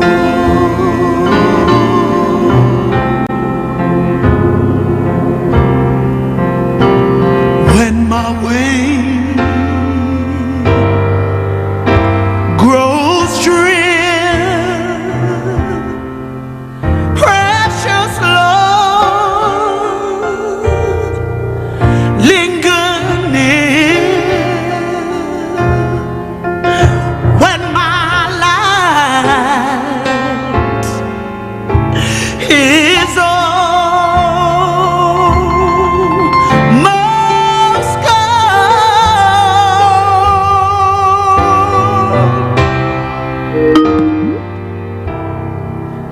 hear my cry, hear my call, hold my hand. Okay, listen to Star Radio UK. I don't know whether Yomi can hear me now. Yomi, can you hear me? Wow. Okay, you still can't hear me.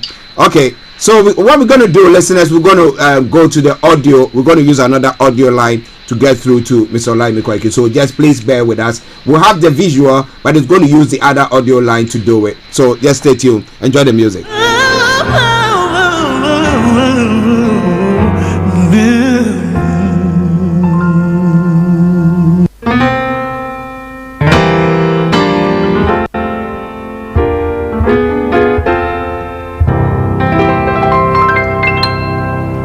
Precious Lord,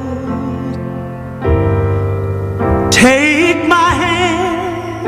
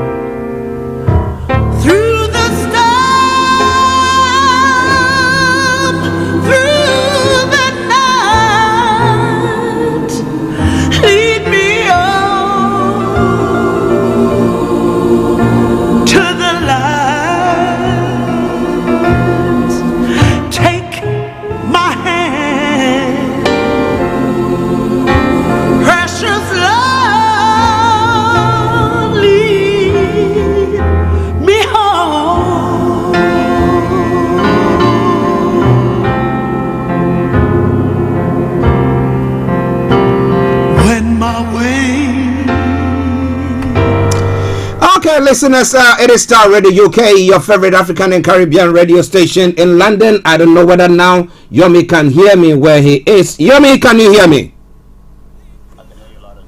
Okay.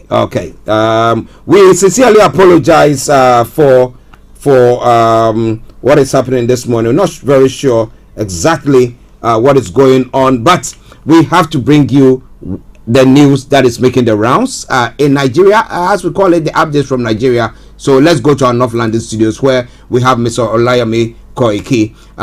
Yomi, once again, good morning to you. Good morning, Mr. Archie.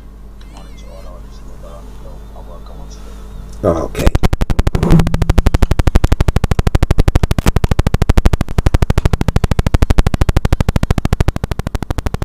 Okay, listeners, just bear with me. I don't know, there is that noise in the...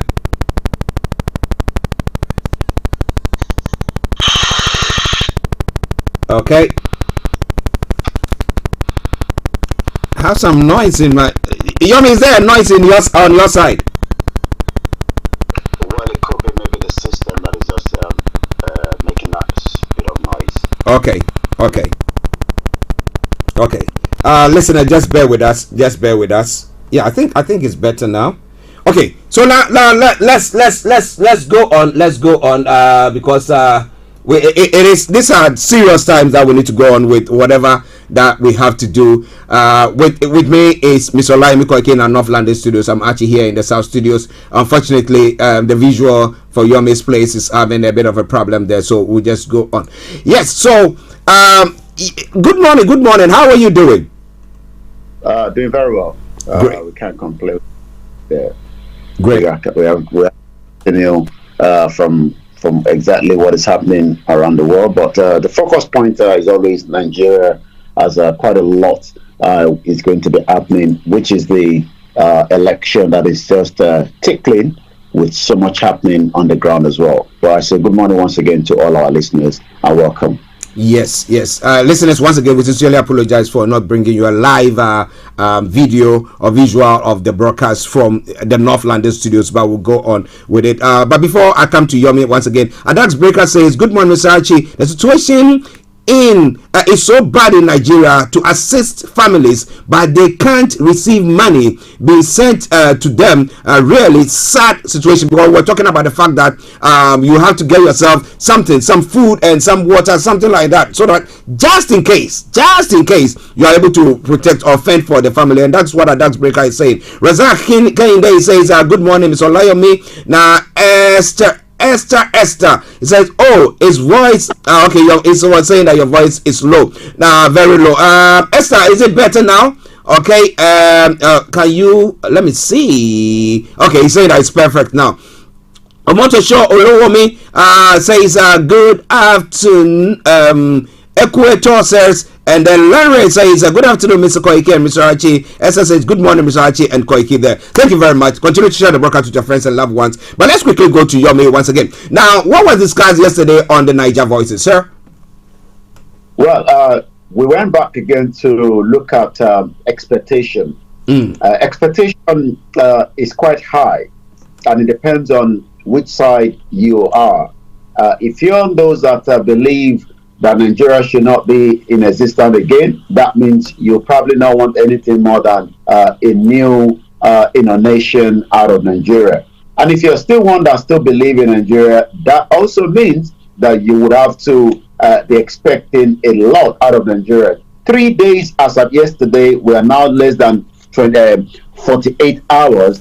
What are the expectations was the discussion, yesterday. And as the Nigerians are waiting, to probably go and cast their vote, while we were online yesterday, we also got, the joint statement that was also coming out from the United States of America, Canada, Australia, Japan, and the United Kingdom. I'm going to be talking more about that joint statement because it's quite a very full details of that joint statement. But one thing is, nobody know what that expectation is going to look like. But what we can say is, the three main contenders of this election will be definitely, fighting each other to get, people to vote for them. And the vote might end up to be inconclusive. This is the first time since the 24 years of democratic progress during which it has been a symbol to others of the value exercising, and this is part of the final part of the diplomatic mission of United States, Australia, Japan, Norway, Canada, and United Kingdom in Nigeria that congratulate us. Maybe this will be the last one, we don't know, but should it go on as smooth and fair, then it will probably continue to flourish according to them. But one thing is, Peter Obi joining the race out of PDP has literally made it very difficult, for the APC and the PDP. And the reason for that is, the more Nigerians have looked at, these two political parties, even though Peter Obi was once a PDP candidate. But what we can say is Peter Obi now is going to divide this election in a way that we've never seen before. We do know that Kwankwaso, that was also present with Omoyele Sowore at the second peace accord, which according to this joint statement, they must also respect that. So let me go straight to the joint statement and then come back to you. A joint statement from the diplomatic missions of the United Kingdom, the United States, Japan, Canada, Norway on the upcoming general elections in Nigeria. The diplomatic mission of the United States, and then Japan, Australia, and the Canada, Norway, and United Kingdom in Nigeria welcome the signing of the second peace accord. I'm not sure whether we do signing of peace accord here in UK or in America if election is about to start, because it seems that it is only part of that globe world, the part of that world that you have to sign a peace accord, because definitely someone will not be pleased with the outcome. But what they are saying is that they are happy that such is taking place yesterday. We believe it is also vital for Nigerian stability and democratic consolidation. Let me quickly take you to paragraph 6. And the reason for that is, that also reflects to those of us that do not believe anymore in Nigeria, but as the Nigerian government literally accepted such in what the United Kingdom and the rest believe is a democratic process in the last 24 years of, the democracy in Nigeria. We call on all officials, including the law enforcement authorities, to ensure a safe and conducive environment for the exercise of the public freedom, which a lot of people disagree on the Starr Radio UK Nigeria Voices yesterday, including the freedom of opinion and expression, the freedom of peaceful assembly, and the freedom of association, which none of these has ever taken place in terms of free and fair. When people come out to protest, we get killed or you get arrested, as today now also starts the first day of a total lockdown in Biafra land, as they say, no election, which indicate that they are expressing their opinion. It might not be favoring a lot of people, but as millions disagree with the government of the Southeast that they do not want to be part of that anymore, then we don't know how that is going to play out.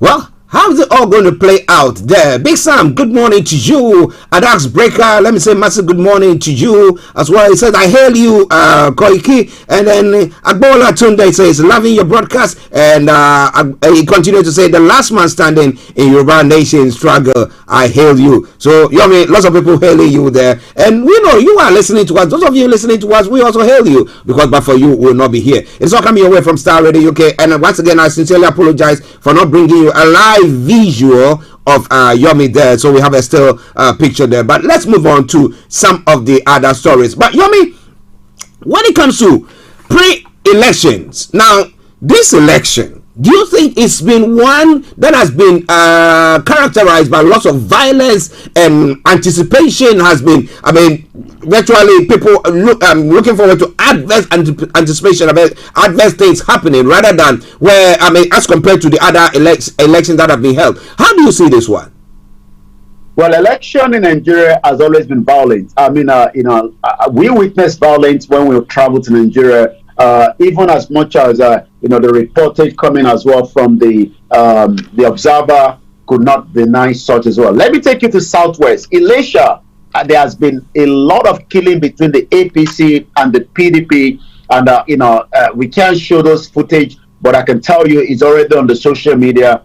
And the question, one of the those that were speaking in that video in Yoruba was saying that, is this burial or is this an election? Let me also take you back quickly. Yesterday, there's been another death of Labour Party senatorial, candidate, and that also means violence. I can tell you, as I speak to you right now, in a bid to have a peaceful election, the Nigerian military has commenced Operation Safe Conduct across the country. There is a video right in front of me at Mobolaji Bank Anthony Way in Lagos with full military personnel in the military convoy. It looks like we are going into a full scale of war. If this is happening in Lagos State, I do not know what it's going to look like in the southeast, especially as we know that over 400,000, about 13,000 are going to be mobilized there. But what I can tell you is, yesterday, late last night, in the incident, Honorable Ofo Chukwugo was killed in the evening at about 6 p.m. just as we're going into the Starr Radio UK. We can't show that image. It was actually burnt inside his vehicle. Remember that yesterday I was telling you in River State, where we had a radio station and a TV station burnt down as well, because they're opposition to the governor of River State. So election has always been violent. How this is not going to be violent this time around, including 3 contenders that are very powerful in their push for the presidency, is something that we have to wait and see in the next 48 hours. Well, something that we have to wait and see. But if you're on the ground, what are you seeing? Are you going to be voting as well? Or as it's been said, in the southeast, there's going to be a sit-at-home, 5 days sit-at-home starting from today. What is happening on that front? We'll be bringing you more on that front, and then we will want to hear from you what you also have to say about that as well. Now, when it comes to the naira scarcity, that is, and then the fuel scarcity, which is fueling lots of unrest in the country at the moment. Now, we have one of the APC's chieftains, Keridolo, who is saying that, look, rise above the frustration of naira scarcity and vote APC. Now, this is a government that has overseen insecurity, that has overseen naira scarcity, and that has overseen what? Fuel scarcity. And they tell you that, you know what, it's cool. So how do Nigerians vote? Assuming they're going to vote, is it by looking at the manifesto of the party and looking at its track record, or because of we know the politicians have lots of money, or they hoard lots of money and then give those monies out? Is that what we're going to be saying? Is that how they're going to be voting this time around as well? Well, every governor is making the final push, especially those that are in the same political party with the president, that probably want to disrupt, what he made, because it seems that 8 years of Buhari, he has enjoyed it, and he does not want the next man to enjoy it, which is what Akeredolu believes. Akeredolu is the chairman of the Southwest Governor, and yes, he made a state broadcast yesterday. The Ondo State Governor Akeredolu has said that the Naira redesign and the swap policy was to target, truncate Saturday presidential election and the National Assembly elections as well. He also added that the policy was also to target the All Progressive Congress presidential candidate Bola Tinubu to ensure he lost the election. The question then is, who is behind such? Because it is not the PDP in the power. APC is currently in the power. So, it seems already that there's a cabal within that we have already been told by Najati Mohammed that is Aisha Buhari. So everything is pointing against APC, and that is becoming more pressure. He said the goal is to truncate the election, deny the country the service of a true patriot and embodied visionary with a proven record of character knowledge, which I'm not sure a lot of people agree with that, because Tinubu does not have the character and the record from what he's saying, but that's, the views of the governor as well there. But one thing is, is this election going to go ahead as planned? Yesterday, the Supreme Court could not make any judgment. They've actually turned it to say that the judgment is going to be coming back on the March the 2nd. That is after the presidential election. The Naira crisis, Supreme Court shift judgment, scarcity persists. What is it? In a layman, what does that mean? What that means literally means that the Supreme Court says you can still continue to spend your old Naira notes, but Abuja, FCT, the federal government disagree with such. The Supreme Court now have fixed again another Wednesday. I'm not sure why they keep using Wednesday, which is our Niger Voices, which is March 3rd, not March 2nd, for his judgment in 10 governors' suit against the federal government and the Central Bank of Nigeria. This is Star Radio UK. The shifting of the judgment day dashed the hope of millions of Nigerians who had hoped the Apex Court would end the case ahead of the presidential election. And as I speak to you this morning, I got a video from Owode where at 5 a.m. people have already been queuing for the ATM that is not yet loaded with money, but they are probably waiting to take turn by the time the money that is not going to come, and they can be the one in the queue. 5 a.m. I mean, imagine you have to leave your house, Mr. Archie, to go and stand in front of the ATM just to withdraw money at 5 o'clock when you should still have at least another 2 hours sleep. Yeah. But that is what it is in Nigeria, and it's creating. So my question is, with the election in just 48 hours, who is going to clear this mess as we go into an election where there is so much expectation? Well, listeners, it is Star Radio UK from our North London studios. You're hearing the voice of Mr. Olayomi Koiki. Those of you who really want to see him all the time, well, unfortunately today you can only see a picture of him there, but I promise you that tomorrow we'll have him back on live and clear. Okay, that's going to be about 24 hours before the elections, but whatever it is Star Radio UK. We'll go back to Tons AJ says good morning, the White Lion, and Mr. Archie. We hope you are doing very, very well, sir. Let's go back to Yomi for the rest of the story that is making the rounds. Over to you, Yomi. Well, thank you so much. Gunmen kidnapped Imo monarch and wife and raised the house of APC and the Labour Party. Quite a lot of terrible news coming out of Nigeria in just 48 hours before the election. Yesterday, the gunmen, kidnapped the wife of a traditional ruler of Amuro Autonomous Community in Okwigwe, local government area of Imo State. Apart from kidnapping the monarch wife, the rampage gunmen also burnt the country homes of the chairman of the All Progressive Congress and the Labour Party in Amuro Ward. The development caused panic in the community as residents fled their homes. A source who doesn't want to be mentioned told also that the attackers set the house ablaze as soon as they arrived at the compound.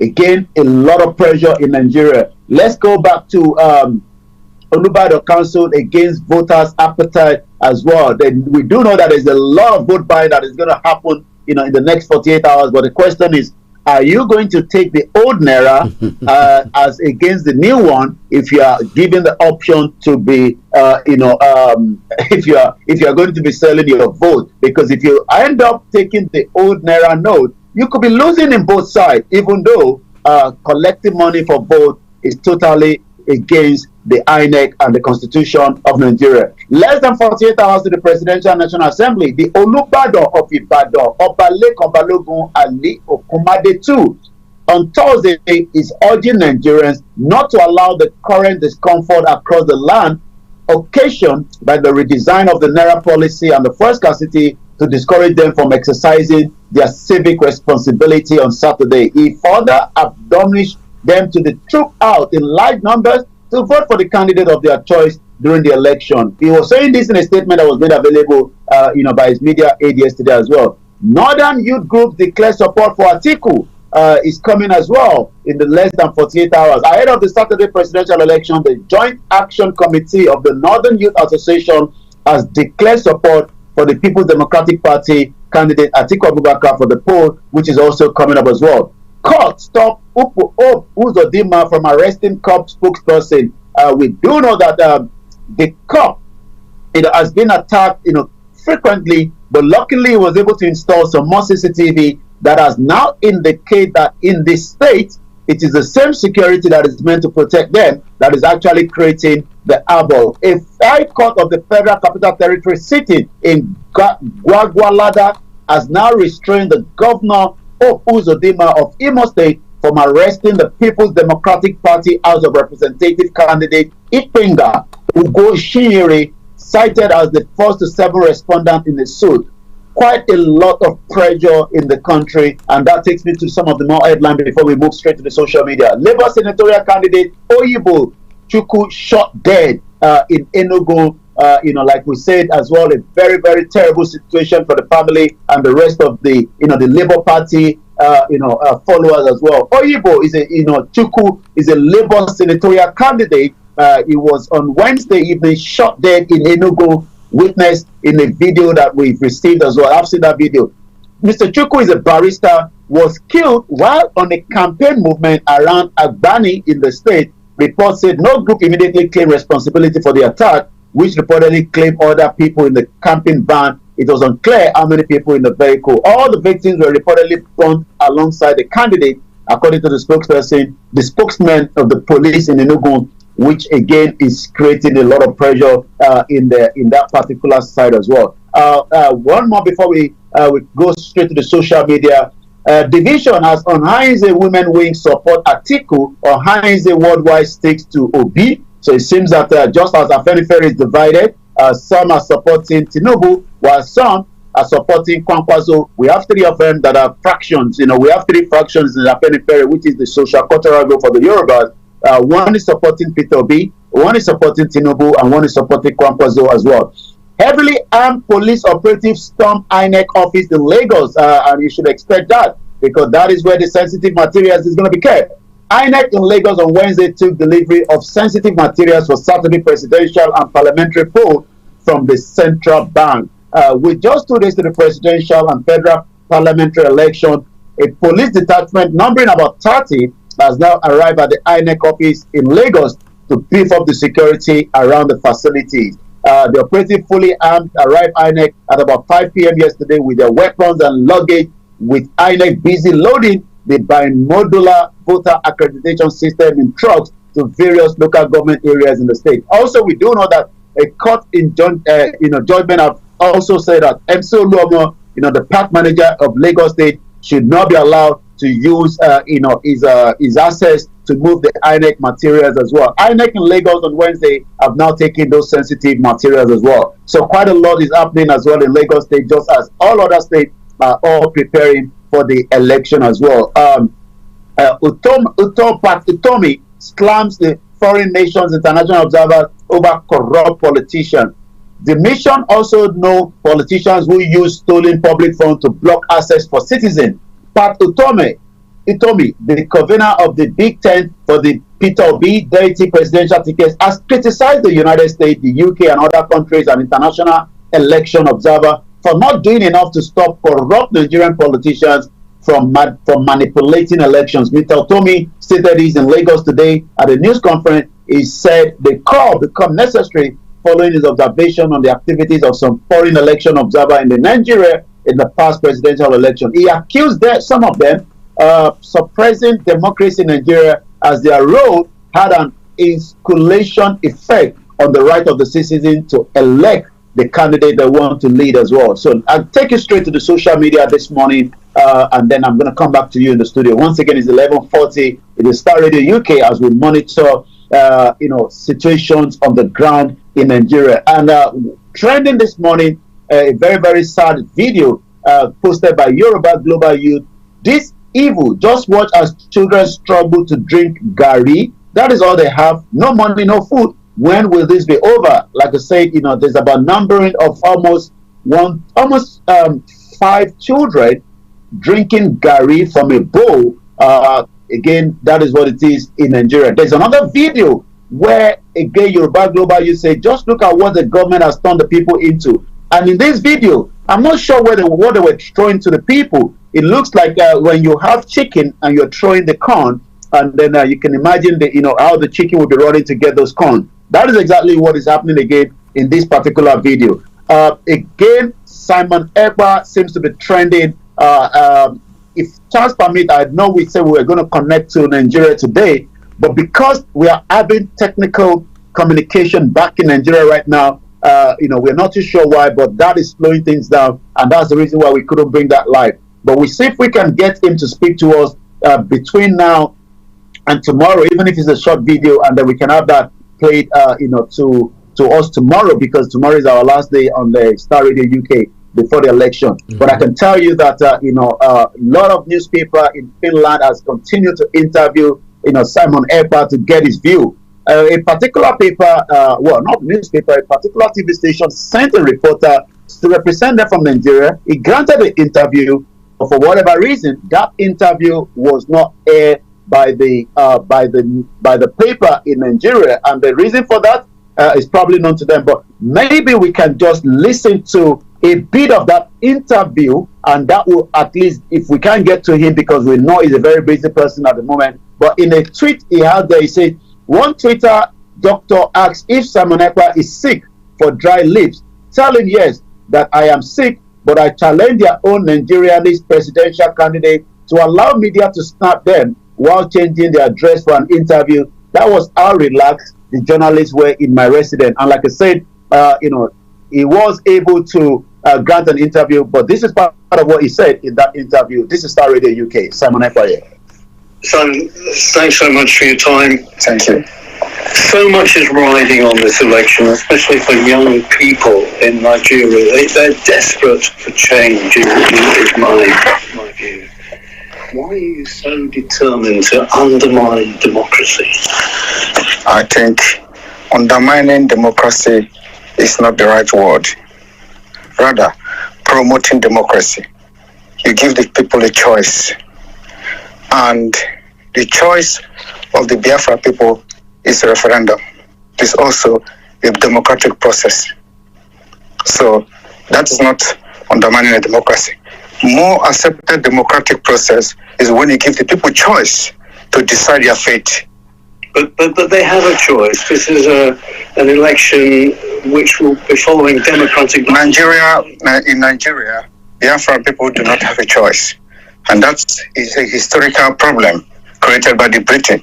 So everybody, as you have been a journalist with your experience and the history of Nigeria, you will agree with me that Nigeria is a mistake because of the tribal and dangerous diversity in Nigeria, which is also a destructive diversity. So when you give the people the choice to choose how they want to live, that is a true democracy. Well, we will play more of these tomorrow as well. It's about 30 minutes, but at least that gives you and our listeners, the view of, Simon Ekpa, the spokesman for the Biafra, and as the sit-at-home have already kickstarted, and is, one of those trending heavily this morning. And let's see what other is trending. Apostle Sulaiman is trending.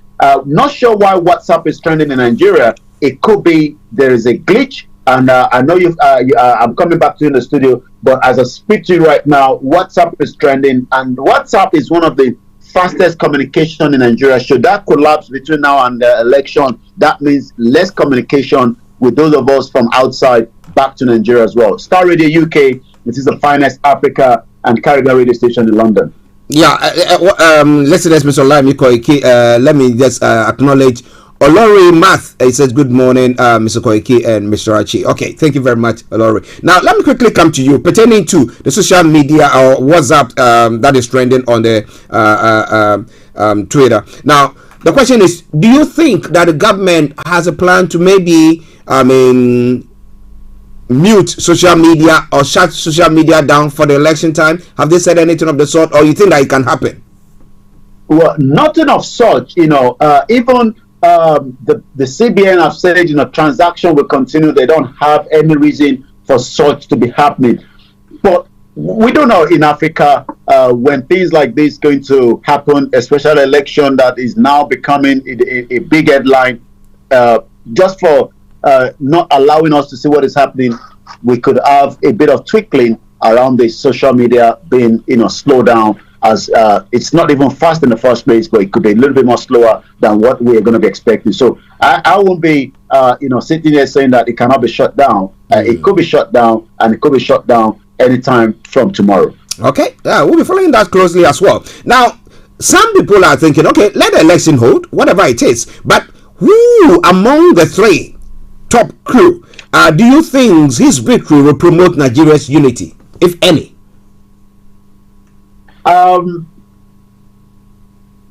It's a very difficult question because every one of them has a large followers, and every three of them, even as much as every one of them is playing in one Nigeria, but if it goes to whichever side, it's going to favor, according to the views of some, to one particular ethnic groups. And this is where the problem is. If Peter Obi gets there, does not mean he's going to be a savior.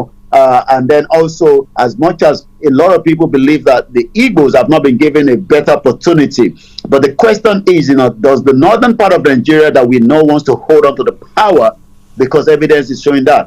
And they're also saying that, the Southwest, as you can see, Akeredolu says, it looks like Buhari wants to truncate the election on behalf of Tinubu not becoming the president. But Tinubu supported him as a northerners. When he was coming in, he couldn't do it on his own for 3 times because he was keep falling down until Tinubu plugged into that mission on his behalf and then pull him out.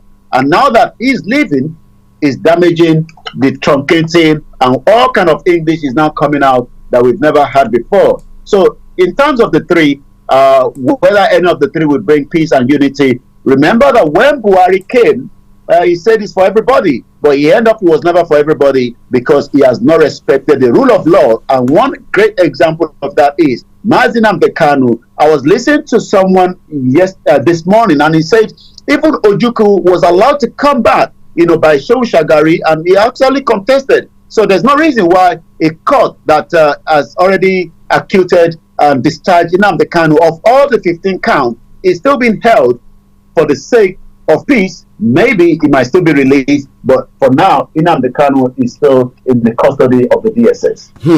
Listen to Star Radio UK. Before we run up, now, do you think that Tinubu is well?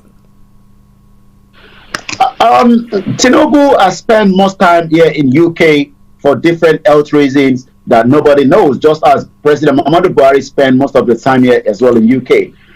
Is Tinubu well? Well, looking at him, it looks like somebody that needs to probably take care of his health. But again, it seems that his media aides will disagree with somebody like us. They might say because we are the Yoruba nations, and probably that's the reason why we are saying so. But again, should Tinubu get there, we might probably see another version of Tinubu like Buhari that continue to spend most of the time here in UK, as more time should have been spent in Nigeria. So again, we wouldn't know because they don't give you the health check of what the presidential aspirant looks like. But Simon Ekpa is already challenging them because he has actually taken off his T-shirt and he says if any one of them could do the same thing, then he will know that they are fake. Well, the chairman of the APC is saying that, you know what, Tinubu has not got any health challenges at all. He thinks that he's going to be there. If he wins the election, he's going to be able to rule the country in peace. But what do you think, listeners? This is what we are asking you today. Do you think the election is going to take place? The police high command is saying that there will be no movement. So there's going to be restriction in movement on the election day. That's what the police high command is saying. IGP orders restriction of movement nationwide on election day. Have you got something that you can keep at home, those of you in Nigeria, so that you can depend on just in case? Or you don't have the naira to even go and get it. You are queuing this morning at the ATM. You're not even sure whether the money is going to be coming in or not. But what do you think? Star Radio UK, your favorite African and Caribbean radio station in London. Yomi, before you go. Well, I will be back again, tomorrow as we continue to monitor the last day before the 25th election, as it's been prepared and planned in Nigeria. But one thing is, Star Radio UK will monitor all the situation on ground. So that we can continue to give our listeners around the world the opportunity to see what is going on, even in the midst of communication and technical problem that we were meant to bring this morning. We couldn't bring that because of the technicality that we have back home. Yomi, let me say thank you very much once again, and I'll catch up with you later on. Thank you. Right then.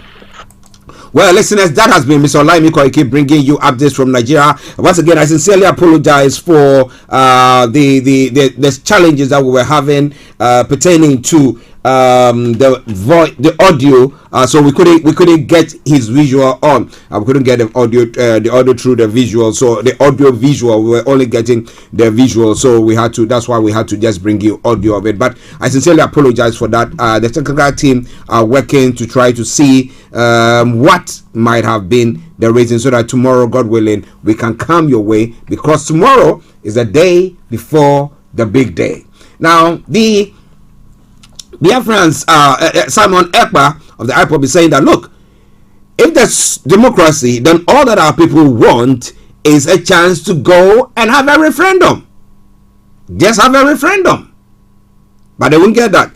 The Yoruba nation, the Yoruba people also think that, look, we want to decide our own fate, so give us a referendum. We go for a referendum. If the majority says we want to stay, we don't have a choice, then we have to stay. At least you adhere to the rules of the game. But government is not hacking. I remember the letter that Prof wrote to the federal government, and nothing. They didn't even blink an eye. They didn't care about it. So people will ask you the question, so what kind of democracy are you practicing?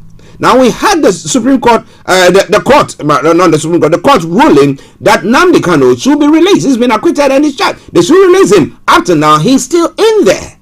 So you ask your question, is it democracy? Is it the rule of law? Or are some people more above the law than others? Olori Math, thank you very much as well. But let's enjoy this song from the Zongo man. He says, use the ballot box. So give the people the referendum that they are calling for. Give them the referendum and let them decide whether they want to stay in or stay out. They want Tinubu or they want Atiko or they want Peter Obi. Now, what do you think? Let's enjoy this song and I'll be with you. Zongo man, it says use the ballot box.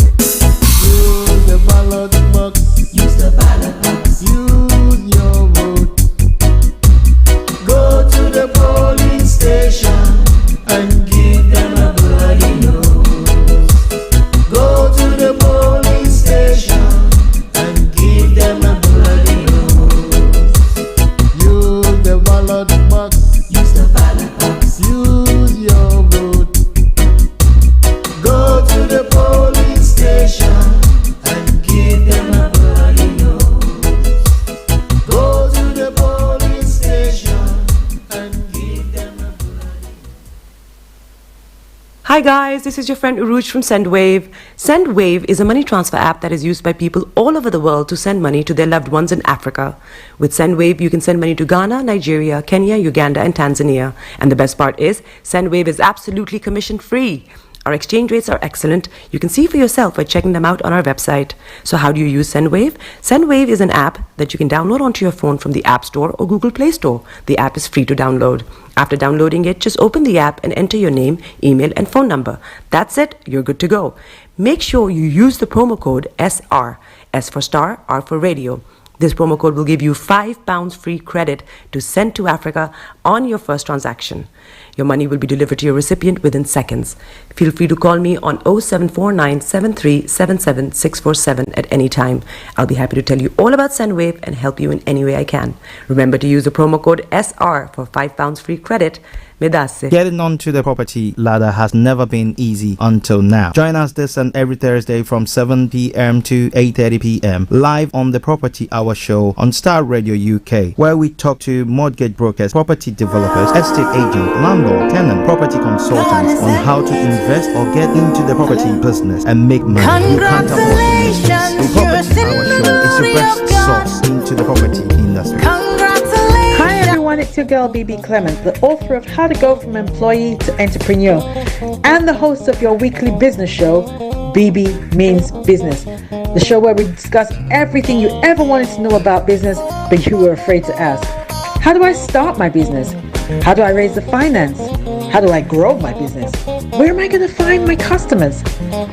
Join me every Tuesday at 1:30 p.m. on Star Radio UK to get all the information and tips that you need to become a successful entrepreneur and become financially free. Remember, don't let life dictate to you. Rather, put your signature on life.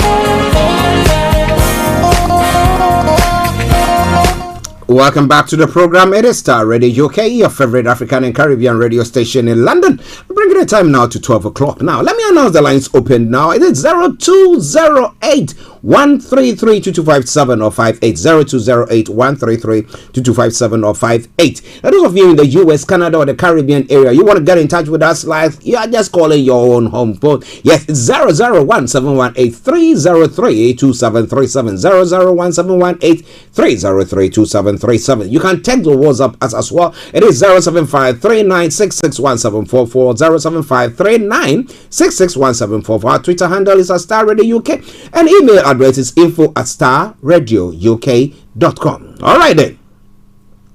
Now let's move on to some of the other stories making the rounds in other parts of the world, since we have just got about another 29 minutes to bring the program to a close. But wherever you are, don't touch the dial. It is Star Radio UK. It is your favorite African and Caribbean radio station in London. All right then.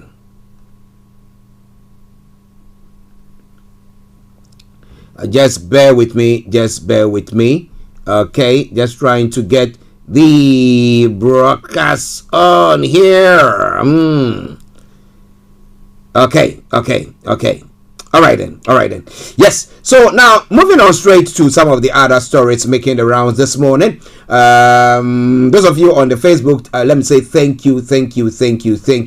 But before I bring you that, now this evening exactly at 7 o'clock, KB Bossman will be coming your way with the Property Hour, and he'll be having as his host Philip Fowler. My apologies. Philip Fowler as a guest, who is an energy expert. Now, in these times where there are high energy, what are your options? So he's going to be telling you more about that. Maybe heat pump or the community that they are using, whatever it is. Yeah. So make sure you make a date with KB Bossman at 7 o'clock. That is 19 hours GMT on Star Radio UK. The Property Hour show comes your way every weekday at every Thursday at 7 o'clock. My apologies for that. All right then. So now let's move on to some of the other stories making the rounds in other parts of the world. Now, okay.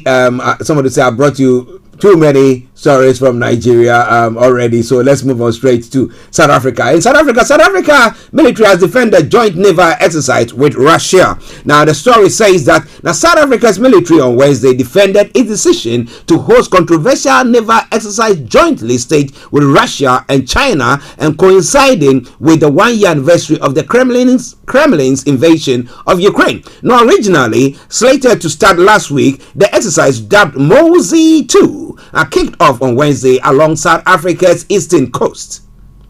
But coming on the eve of the anniversary of Russia's onslaught on Ukraine, the drills were described by commentators as politically dubious and showing insensitivity. The exercises have also been criticized by the United States and the European Union. Now, South Africa has refused to condemn the invasion of Ukraine and has largely isolated Moscow on the international stage, saying it prefers dialogue to end the war.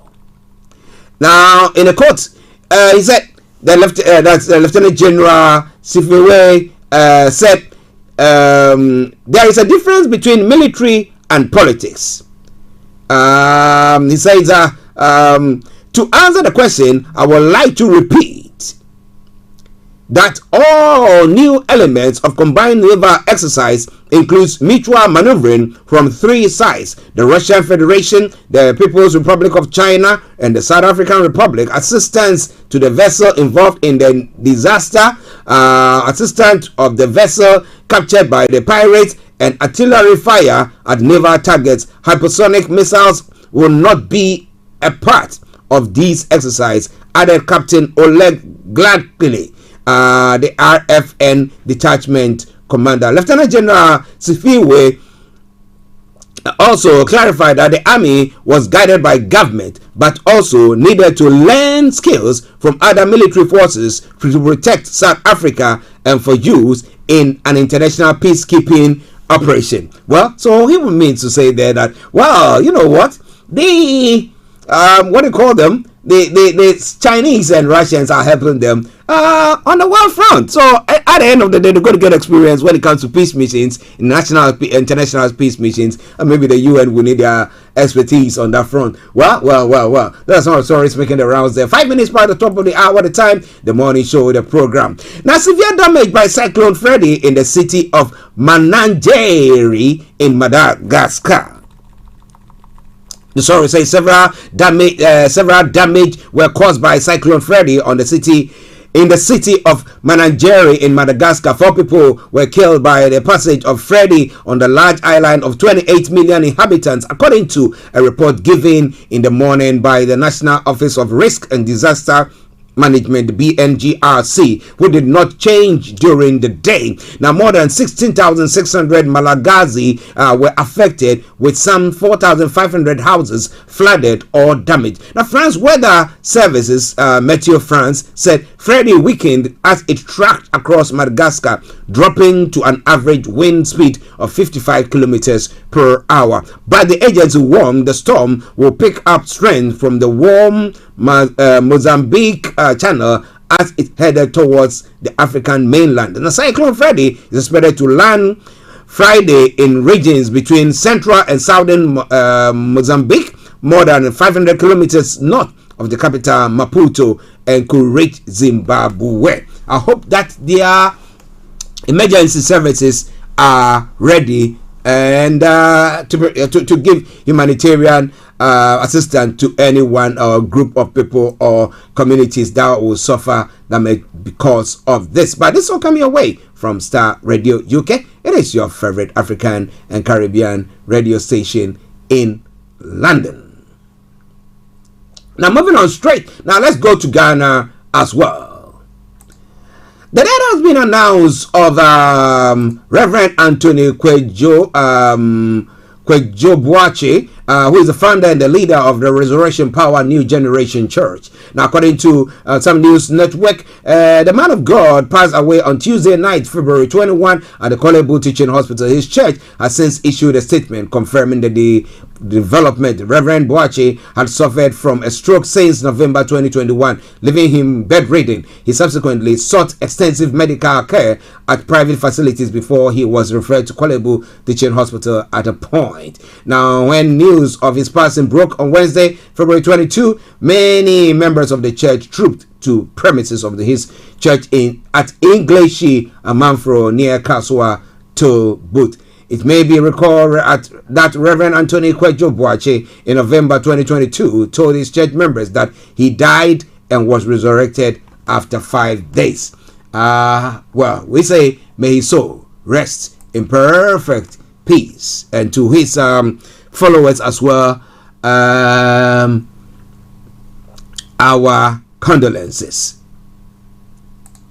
Well, troops, supporters of the various presidential candidates for the largest opposition party, that is the NDC, have been trooping in to help to be there for the what we call them, their presidential candidate to pick their forms. As presidential election is going to be taking place the next on Saturday in Ghana. They are preparing for next year 20 that is in November, or is it November they have the elections, or December? November next year they'll be having their elections. So the NDC supporters of the scores of National Democratic Congress enthusiasts have taken over the premises of the party to join the preferred flag bearer candidate as he picks up his nomination form. Dr. Kwabena Dufour, former governor of the Bank of Ghana, who has indicated his intentions to contest the flag bearership position of the party, picked up his nomination forms today.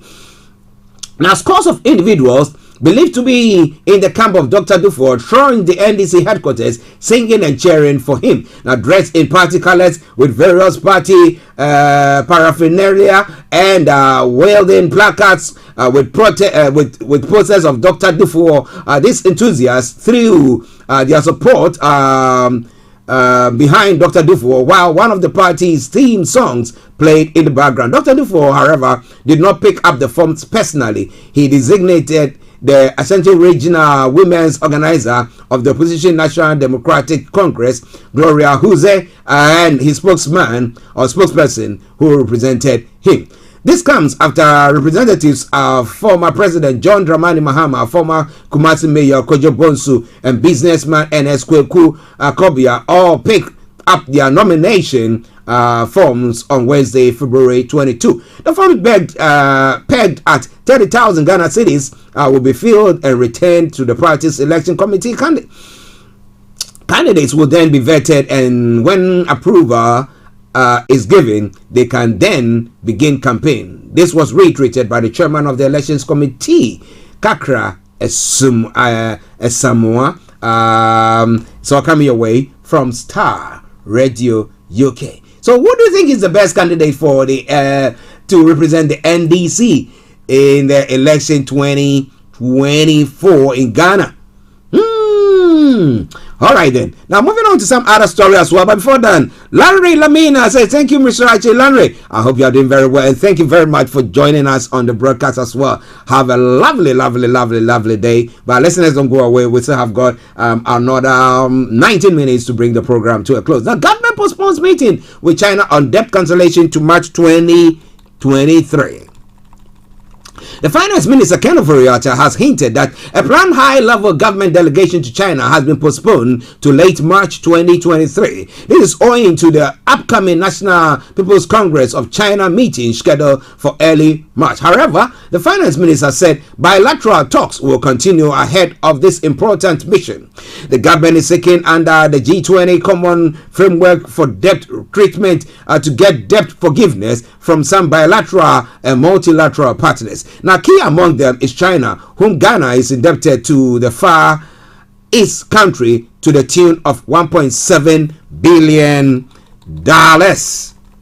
Now, this is compared with 1.9 billion to other Paris Club members. Now, Managing Director of the IMF, Kristalina Georgieva confirmed on January 2023 that Ghana just became the fourth country to seek treatment under the common framework. This sent a signal that it was seen as an important pathway for debt resolution. Well, so what do you think is going to happen there? Are they all going to hearken to it? Or they wait till the end of March to say, after the Congress, to say, you know what, we're not going to do anything about that? Or what do you think there? It's all coming away from Starr Radio UK, your favorite African and Caribbean radio station in London.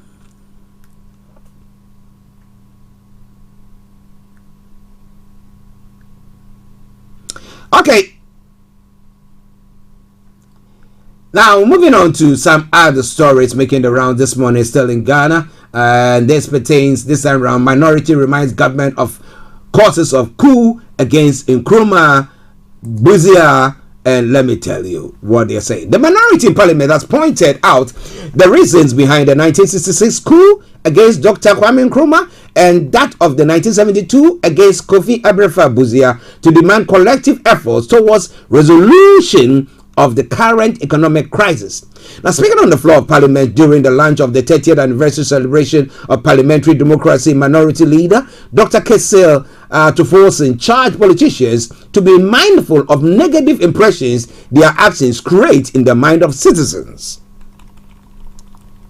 According to him, military interventions are not in the interest of the national progress, and thus conscious efforts should be made to keep them out of the governance process. Now, indeed, the 28th of April 1992 referendum, which led to the adoption of the constitution, has become a major landmark in Ghana's political history. Now, Ghanaians, through the referendum, have agreed to a new form of governance in our country. Now, Mr. Speaker, parliamentary democracy is a representative democracy and is the one that allows a selected few to act and decide, and many others. It's the one that calls for a debate, scrutiny, oversight, deliberation, and consensus building, Mr. Forson stated. Now, Majority Leader and Minister for Parliamentary Affairs, Osei Mensa Bonsu, on his part called for a new constitutional order. Now, what is he talking about there? I'll try to get that one for you. The Swami MP demanded some changes to the constitution to respond to current realities. But as I've been posing this question for the past few weeks or days, and in the past I've been saying that. Now, do we want a kind of democracy where because we voted for them, okay, so we have to vote for them. So we went to the polls, vote for the individuals. They come into power. We expect that they're going to make, come out with legislature or make laws that will help us improve in our businesses, our health, and overall take care of us. Okay, but it's the case when you have these individuals go in there and they go sit there and they say, "Aha, it is our time now." And even the people that they went to see, when I say went to see, to campaign, okay, who will help them, voted for them to come into power, they don't go back to them any longer. They become big hooks. And when they are coming now, they have the the convoys and everything, and you cannot even reach them. And they become like gods. And then you have to go Koto and tell your story, and then they see whether they're going to be helping you or those things that they do. But my question this morning or this afternoon has been that now, if these individuals that we are voting for and we're calling it parliamentary democracy, and because we voted for them, they are supposed to be sitting down and looking at things for us, getting to consensus and everything, is good for us, then how come that we see wanton dissipation of state funds, destruction of what? Everything that government is supposed to do, being given the mandate by citizens, is not being done. And you say, you know what? It's democracy that we are practicing. So everybody, you have to just be quiet and just stay in your corner. Just be there. When people, when the press, as we do, chastise them or critique them, then they come after you. They take your lives. And they say, you know what? This is what we are practicing. And let it be. You wait for another 4 years. And unfortunately, if the incumbent still is voted for, somewhere, somehow, whether it's skewed in favor of them, whatever the process is, which I don't want to talk about that because that's another big story for another day. And then we see them winning another 4 years, and they are there. And they continue with the one-time corruption that is going on, and if people don't see any improvement in their life, and people rather see that their situations are worsening than it is, they tell you that, you know what, just be quiet. Let it all be peaceful. Just be quiet. Do you think that is fair? And that's why I've come out to say once again that I don't mind whether it's an autocrat or whatever they want to call it. So far as the interest of the majority of the people is paramount or is on the top of the agenda, that is where my concern is, that you are there to serve the people, not to lord over them. But what do we see? So we see people in the African continent, leaders who have been there for thy kingdom come and still think that they also got the wisdom.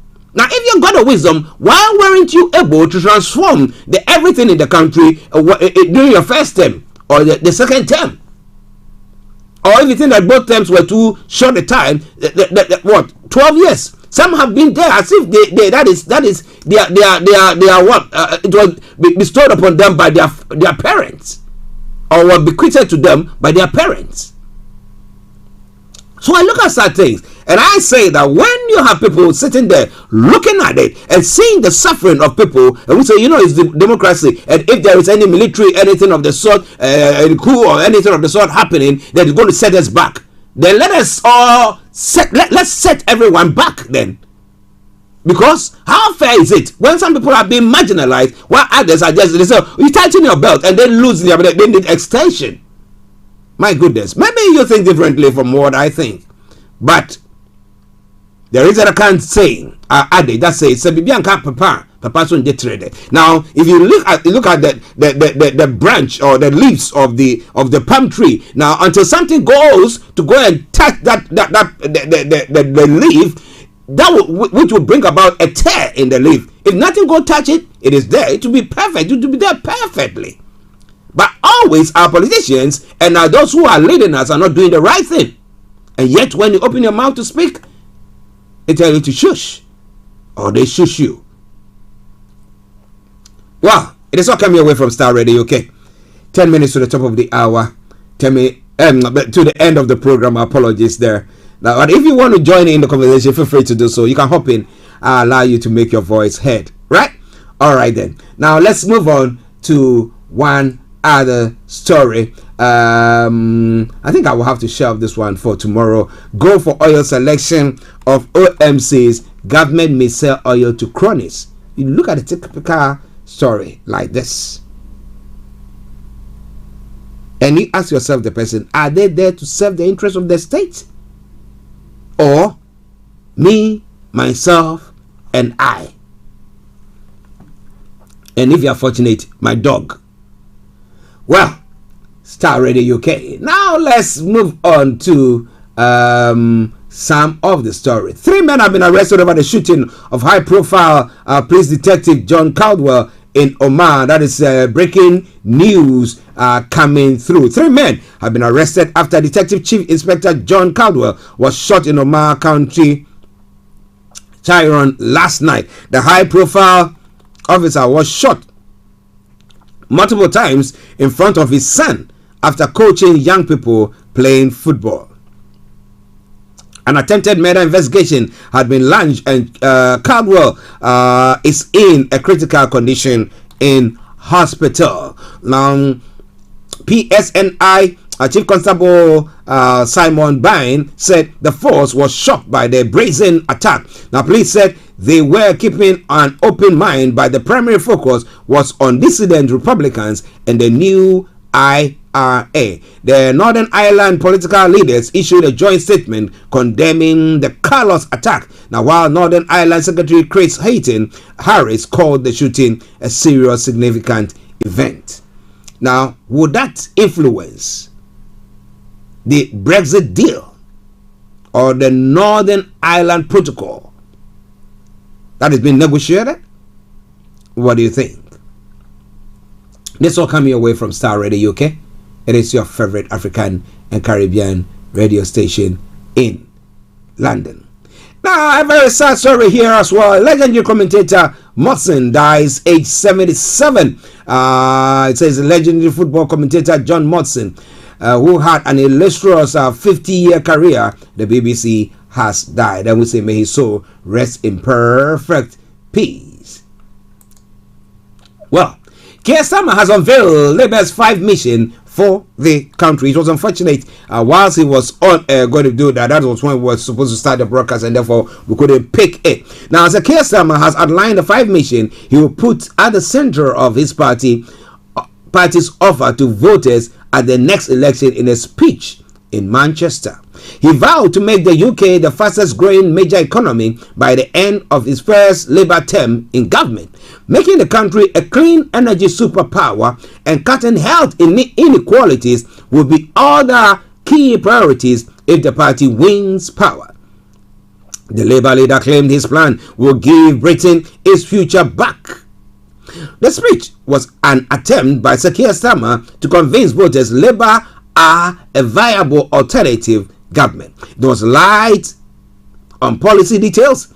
These are promised for later in the year. But it was striking that Labour's leader spoke about a decade of renewal, hinting that he was already looking to second term in government. Now, pressed about this by journalists, he said he wanted to be humble and not take victory for granted, but the problems he had identified could not be fixed within 5 years. The 5 missions which Sir Keir Starmer said will form the backbone of the Labour manifesto and the pillars of the next Labour government include securing the highest sustained growth in the G7 group of rich nations made up of the UK, US, Canada, France, Germany, Italy, and Japan by the end of Labour's first term, and then making Britain a clean energy superpower, removing fossil fuel from all of Britain's electricity generation by 2030, and then improving the NHS, reforming the justice system, and raising education standards. The Labour leader's next speech is expected on Monday. Will cover the economy and include what is described as a roundtable with some business leaders. Well, this is all coming your way from Starr Radio UK. 5 minutes to the top of the hour at a time. The morning show, the program. Now let's move on to some other stories, and then we bring the programs to a close.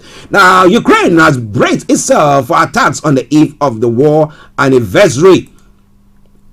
And they say Ukraine has been told to expect Russia's missile attack coincide with the anniversary of the invasion, its intelligence services have said. The United Nations is expected to approve a resolution that condemns Russia's invasion of Ukraine and calls for peace as soon as possible. Russia's invasion of Ukraine was described as an affront to the world's collective conscience by UN head Antonio Guterres. Now, Guterres also denounced implicit threats to use nuclear weapons by Vladimir Putin. In Kyiv today, the Spanish Prime Minister Pedro Sanchez is meeting Ukrainian leaders there. Reining in the support that they need.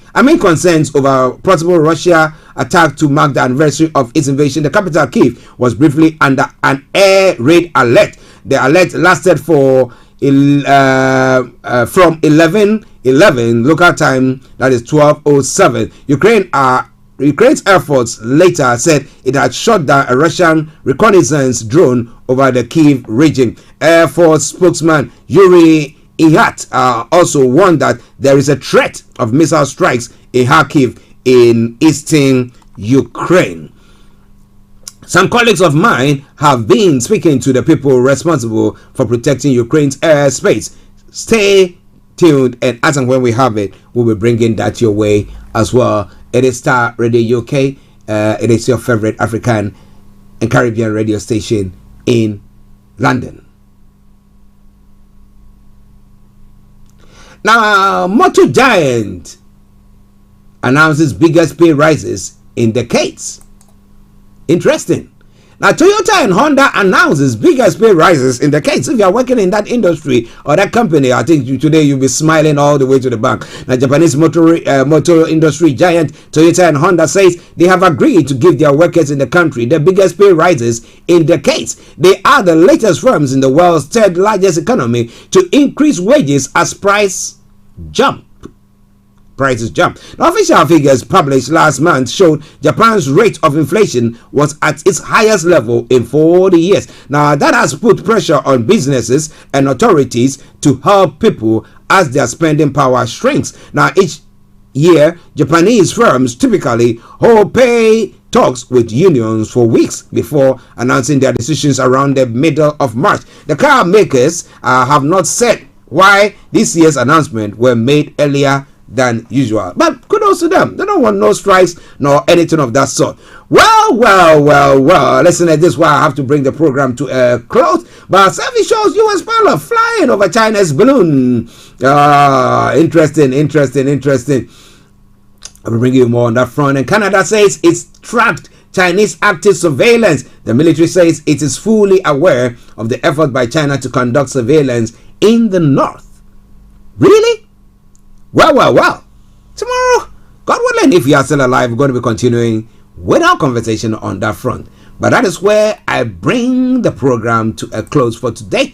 And as I did announce earlier on, yes, this evening, exactement at 7 p.m., KB Botsman, Vicky Newton will be hosting Philip Fowler, who is an energy expert. Now, he's a regular commentator on the BBC local on energy. Now, they'll be looking at higher energy bills.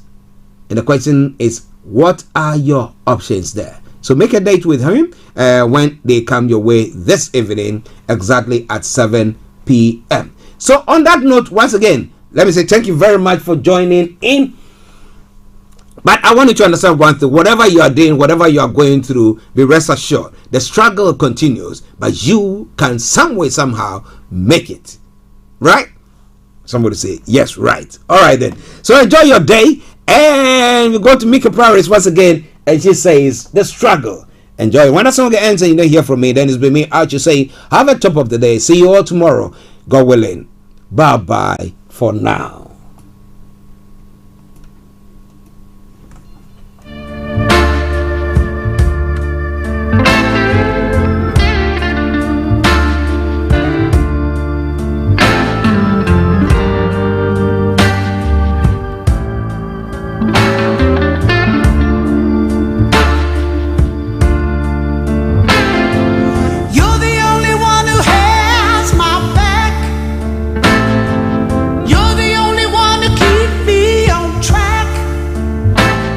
Broadcasting worldwide, online 24/7. UK. No matter what I did, you